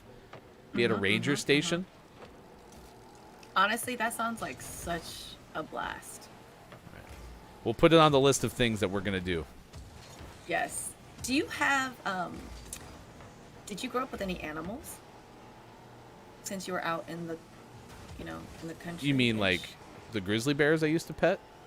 I mean, like, I don't know what kind of like land. Did you guys have land, like farm animals, or like? Oh yeah, we had a ranch. Yeah.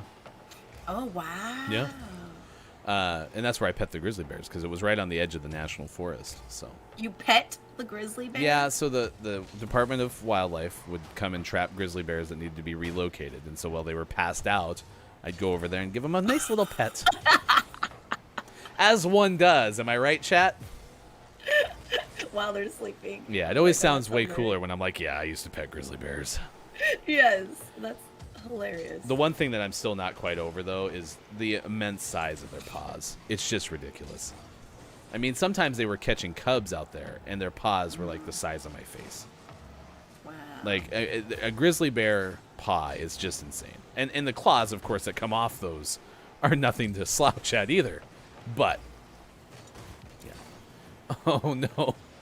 No, Chris, that's not how it works. You cannot vaccinate a bear and give them 5G. That's not how any of this works.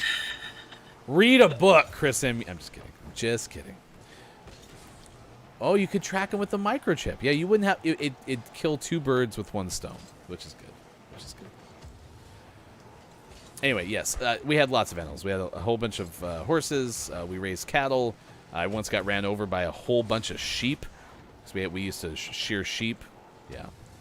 Yeah, I was in the pen. I was supposed to like try to herd them a direction. I was like 7 or something, and I ended up getting just ran over by a whole bunch of them. It was gross. Yeah. Why do I I'm imagining you doing all this like farm work, and I don't know why I just see you like slipping everywhere and like. Well, no, it makes sense because I've never. The number one thing I thanked my father for was getting out of farming when I was in single digits, because I would have been an awful farm kid. An awful farm kid.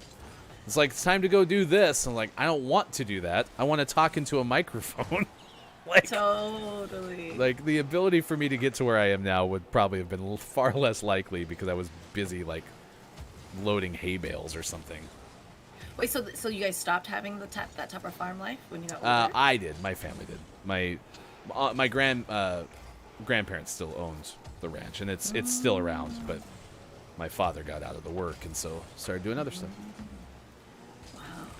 Wow. Let's see. I once watched sheep shearing. Those shearers move so fast. Shearers. I once sheared a sheep in a hot tub. Am I right, chat? Wink. Hefty sheep. Look it up. I know. I was like, oh. Yeah, you would actually be a very good contestant for Love Royale with your prior dating show experience. So. What is this Love Royale? Kiki Lowe hosts a faux dating show. I mean, a real dating show, and it's not so even cute. Kiki. It's Kiki's cousin, Romance, who hosts it.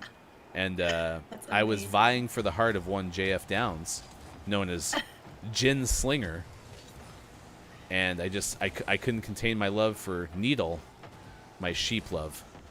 So. Did that clarify anything, or are you just as confused as where we started? I'm like, no, that makes sense. Yes. Now it makes sense when you. I remember you saying something in the past about hitting on Downs. Now it makes sense. Oh yes. I think the last. What was it about? Why were we going a lot? Excuse me. Last time, right? Or we're going rat. Chat. Last time I was. Oh wait. We can't make goat noises. Oh. Lady K is terrified of goats. So then goat yoga, probably not a thing. Not a Lady K adventure, no. No, not at all. KJ, have a great day. Enjoy your weekend as much as you may have to work. We appreciate you. Thank you for hanging out with us on Gaming Morning Show. Please give our friend KJ a follow streaming at Dungeon Meowster KJ on Twitch. Hi, KJ. Do not Google that. Says Lady K. Do not Google that. It's important. Okay. All right. As we do, it's 8:43 on the West Coast, 11:43 on the East Coast, 4:43 for those watching GMS in the afternoon. When Theo's here, Theo gets the right to read the fun fact. So if you will, fun fact from Lady K. Yes, fun fact from Lady K. Fun fact, diamonds are created when carbon is highly pressurized and heated, usually by volcanic activity, but they can be man-made by replicating the conditions. That is very true. Lady K, fact of the day. Hefty wife. Was there a hook too? Say it loudly. No! Okay, there's your definitive answer. Our hashtag movie expert, Hefty wife. So. Lovely. Did Lacey Chabray ever star in any Hallmark movie? What? Probably. Yes, she's like always on yep. that. Yeah. A squirrel! Like, really? Yeah. You really saw a squirrel? No. Yeah. Oh, man, it just... That was like how my brain works all the time. Squirrel! All right, we have our answer. In Arkansas, it is generally illegal to remove items from state parks. However... An exception to the law is at the Crater of Diamond State Park. Oh, that no person's way. in the clear. No way. Dude, it sounds like we gotta go. All right. GMS from Crater of the Diamond State Park, or Crater of Diamond State Park, coming this spring, probably. So. Oh my goodness, diamonds. You know, I just for me, not hating on anybody who loves diamonds and stuff. I don't know. It's hard for me to understand the value of diamonds. Yeah. I mean that's where Kate Zade came in on the opposite end of that spectrum. Everyone has their something, which I think you also sang that song. Oh my God, you're right! You have such a good memory. Well, everybody got that something. Everybody got that something. Yeah. Wow. Yeah. So yeah, and I'm not in the camp of understanding why people spend so much money on diamonds either. But we did get it when we got our wedding rings. My wife's engagement ring has 3 diamonds on it. So it's not a traditional engagement ring because those typically have 1. Again, the whole engagement ring thing was made as a marketing campaign by De Beers, right? But my wedding ring has 3 diamonds on the top, and they're very small. But I was like, I'm gonna hopefully. I like how hefty wife is still out here. I said I was like, I hopefully will only get married once, and so that was my goal. And so I was like, I hopefully will only have 1 wedding ring then in my life. And so I was like, I might as well put diamonds on it because I don't know any other time I'm gonna buy any diamonds. Yeah. So I did put 3 on the top of mine, and they're still there. So. Nice. I want to get diamonds on my teeth. I used to have Swarovski crystals on my teeth. On your like canine right there? Yeah, I used to. Nice. I want to get that back. But then I swallowed it after like 6 months. So Chris M.E. has a fantastic idea. There's reason to travel to Arkansas because we can not only go to Crater of Diamonds and host the show there, but we can do the tour of Harry Clarence Styles' hometown, Toadsuck. Arkansas's favorite harpsichord player, Buttsichord. Yes. He's not from the UK. For some reason, everyone thinks he is. That's exactly what we said when this whole thing started because everyone thought Harry Styles, clearly British, right? But no. Yes. Nope. Yeah. He just plays a faux British person in his look. Well, everyone in Toadsuck has the same accent, so you can look it up. A fan of Hildart Duff and Harry Clarence Styles. All right, we got to get to Gaming Morning Show Morning Gaming Renews. We also got to get to takeaways that were pretty okay in the clip of the day. Anything that we need to know about you, Miss Theo? Are you doing anything in the future? Or are we just kind of getting through brother's surgery and chilling out? Yeah, I'll let you guys know when things come up, but I'm working on some stuff. I'll definitely let you know. You can follow Miss Theo on Instagram. Of course, a Theo of all trades, Reiki master, musician, photographer, egg roll extraordinaire. Find out more. I am Miss Theo on Instagram.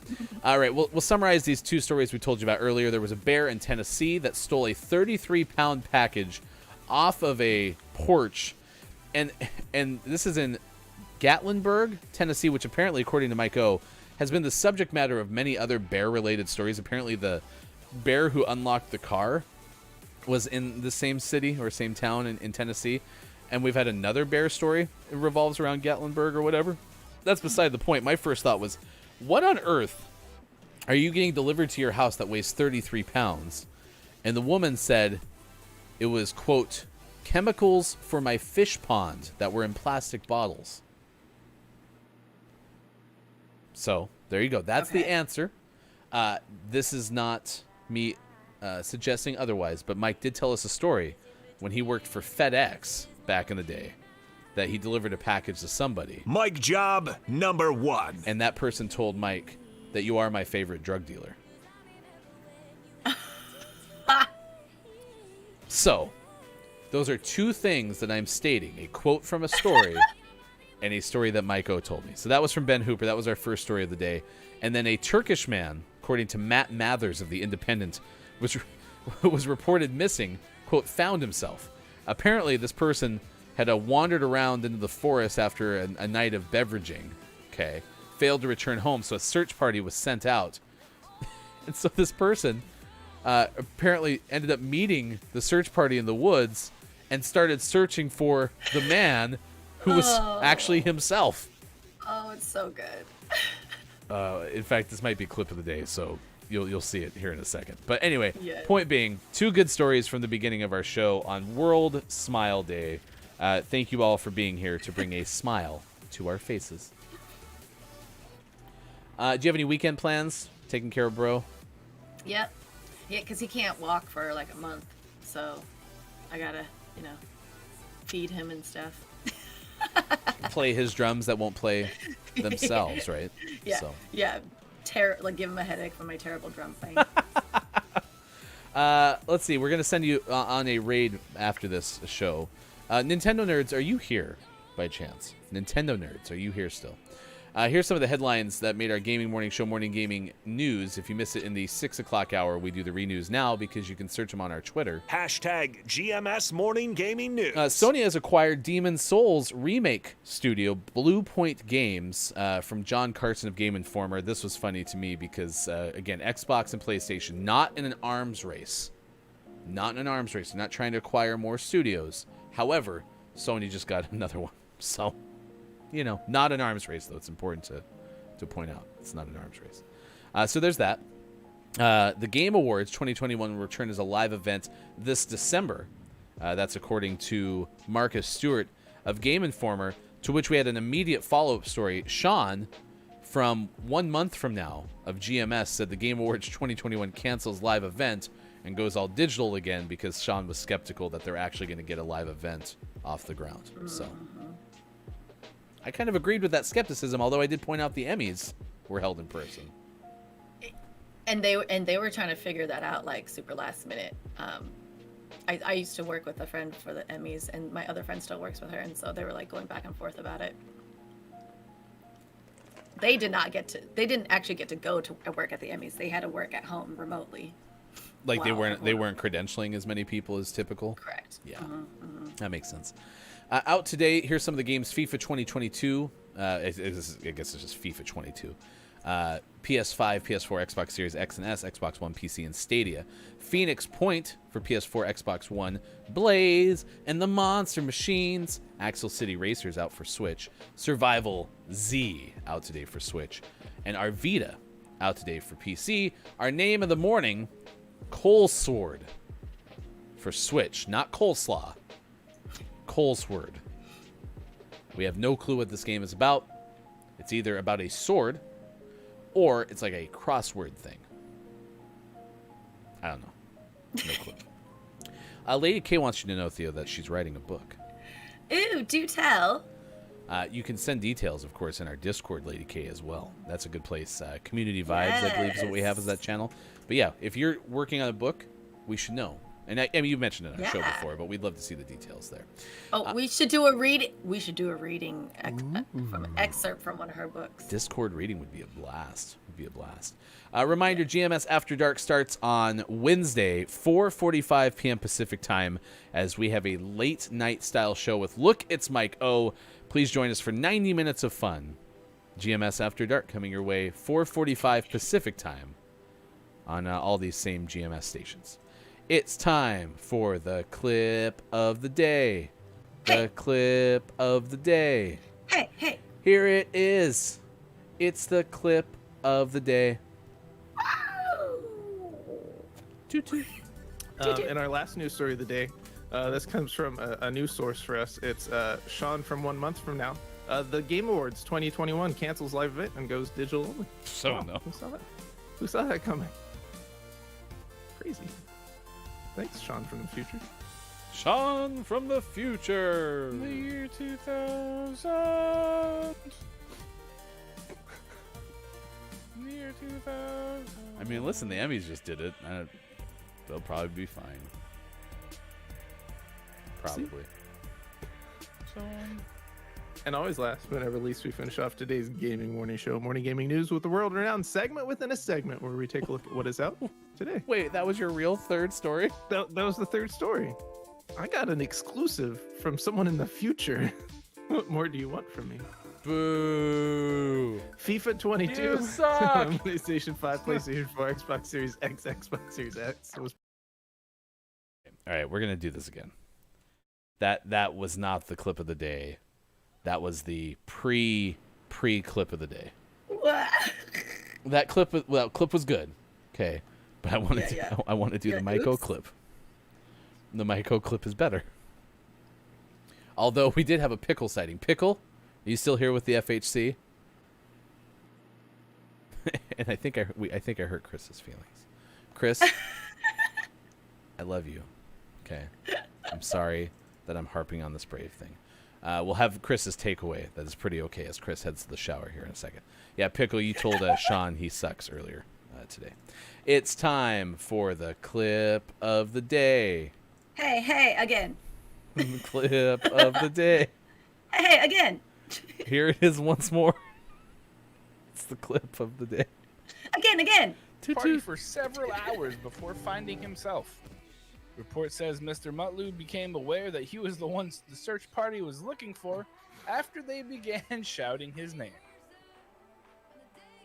Huh. Yeah. That's incredible. I want to know what the interaction was like the first people he came across. And he was like, "Oh, hey, what are you guys doing?" And they're like, "Oh, we're looking for some guy. Have you seen him?" He's like, "No, but I'll keep my eye out." What's he look like? He's about 5'7". I'm 5'7". 50 pounds. I'm like 150 pounds. He's got brown hair with some speckles of gray. I got brown hair with speckles of That gray. guy looks really familiar. Let's go look for him. And they're walking around. Guy! Hey, hold on. What is his name? Behan. Oh, okay, cool. Behan! Wait, what's his last name? Mutlu. Behan! Wait, that's me.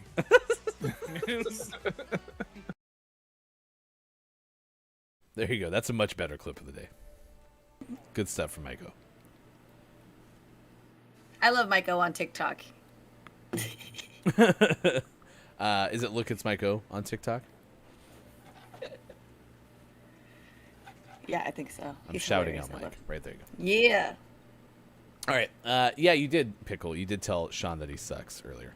So, well, so there's this clip that that Sean uses on the soundboard, and then there's someone in the background who's like, "You suck." For some reason, we determined that was Pickle in the background yelling somebody sucks. So. Amazing. You suck.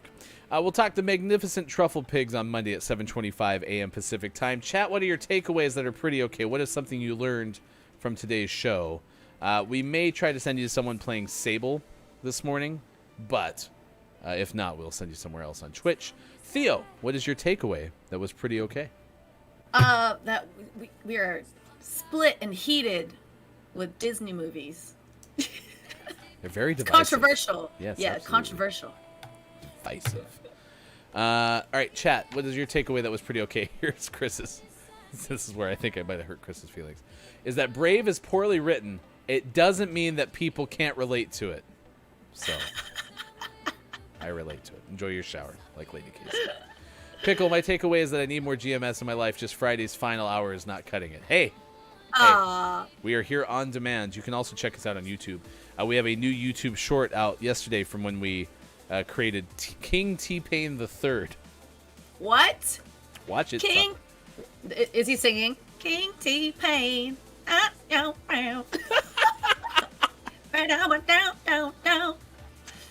YouTube.com/Gaming Morning Show. Yes. What were you saying? He's actually very talented. T-Pain. I just found out that Extremely T-Pain's like my age, which made me sad. In fact, younger than me, so T-Pain would be celebrating Older People Day with me today. GMS, You're celebrating me. I might be the oldest person in this whole thing. Downs, GMS After Dark is on Wednesdays at 4:45 p.m. Pacific time. So you can check it out with Look It's Maiko, the debut episode, October 6th at 4:45. That sounds like so much fun, but I'll be still coming back from Minnesota. Watch it on demand. No, like on the plane. Ooh, I like that. Yeah, buy the internet for us. My takeaway that was pretty okay is Allegra Frank discovered Japanese breakfast. Yeah, that's something we learned in our interview. Is all credit for any success that Michelle Zauners had is thanks to Allegra Frank of Slate. That was proof, specifically. Nice. If you want to read the interview or the investigation, that's the word I'm looking for. Investigation of did Chris Pratt ever actually play a Mario game? Go to that link right there and follow Allegra Legs Frank on Twitter. Well, Zev. We're ancient over here. We are. Oh, Dr. Chick's got a point. Dr. Chick's got a point. T-Pain did win season 1 of The Mask. That was before crowned King T-Pain the Third. Okay. I actually saw him live, and he's super, super multi-talented. All right, I've had this person on my follow list. I think probably it came from a Kiki Low raid. So we're going to send you over to Hollywhirl, who is playing Apex Legends. It's a bigger streamer, but it's someone who's been on my follow list for a while, and I've wondered why, and I've never sent us over there. So we're going to go say good morning, GMS, to Hollywhirl, who, quote, is your favorite pub stomper. So you can go over there and say hi from Gaming Morning Show. Good morning from GMS, more specifically. Nintendo will be streaming this weekend. Chris M.E. will be streaming this weekend. Kate Zaid will be streaming this weekend. and many, many more. Check out all these great folks in the chat on Twitch and elsewhere. For Theo, for Mike, for Sean, for Austin, I am Hefty Goof. Thank you for having fun with us. Good vibes to your brother on the recovery from surgery. And we will see you again on Monday for more Gaming Morning Show. Facebook Gaming, Twitch, YouTube, Twitter, GamingMorningShow.tv.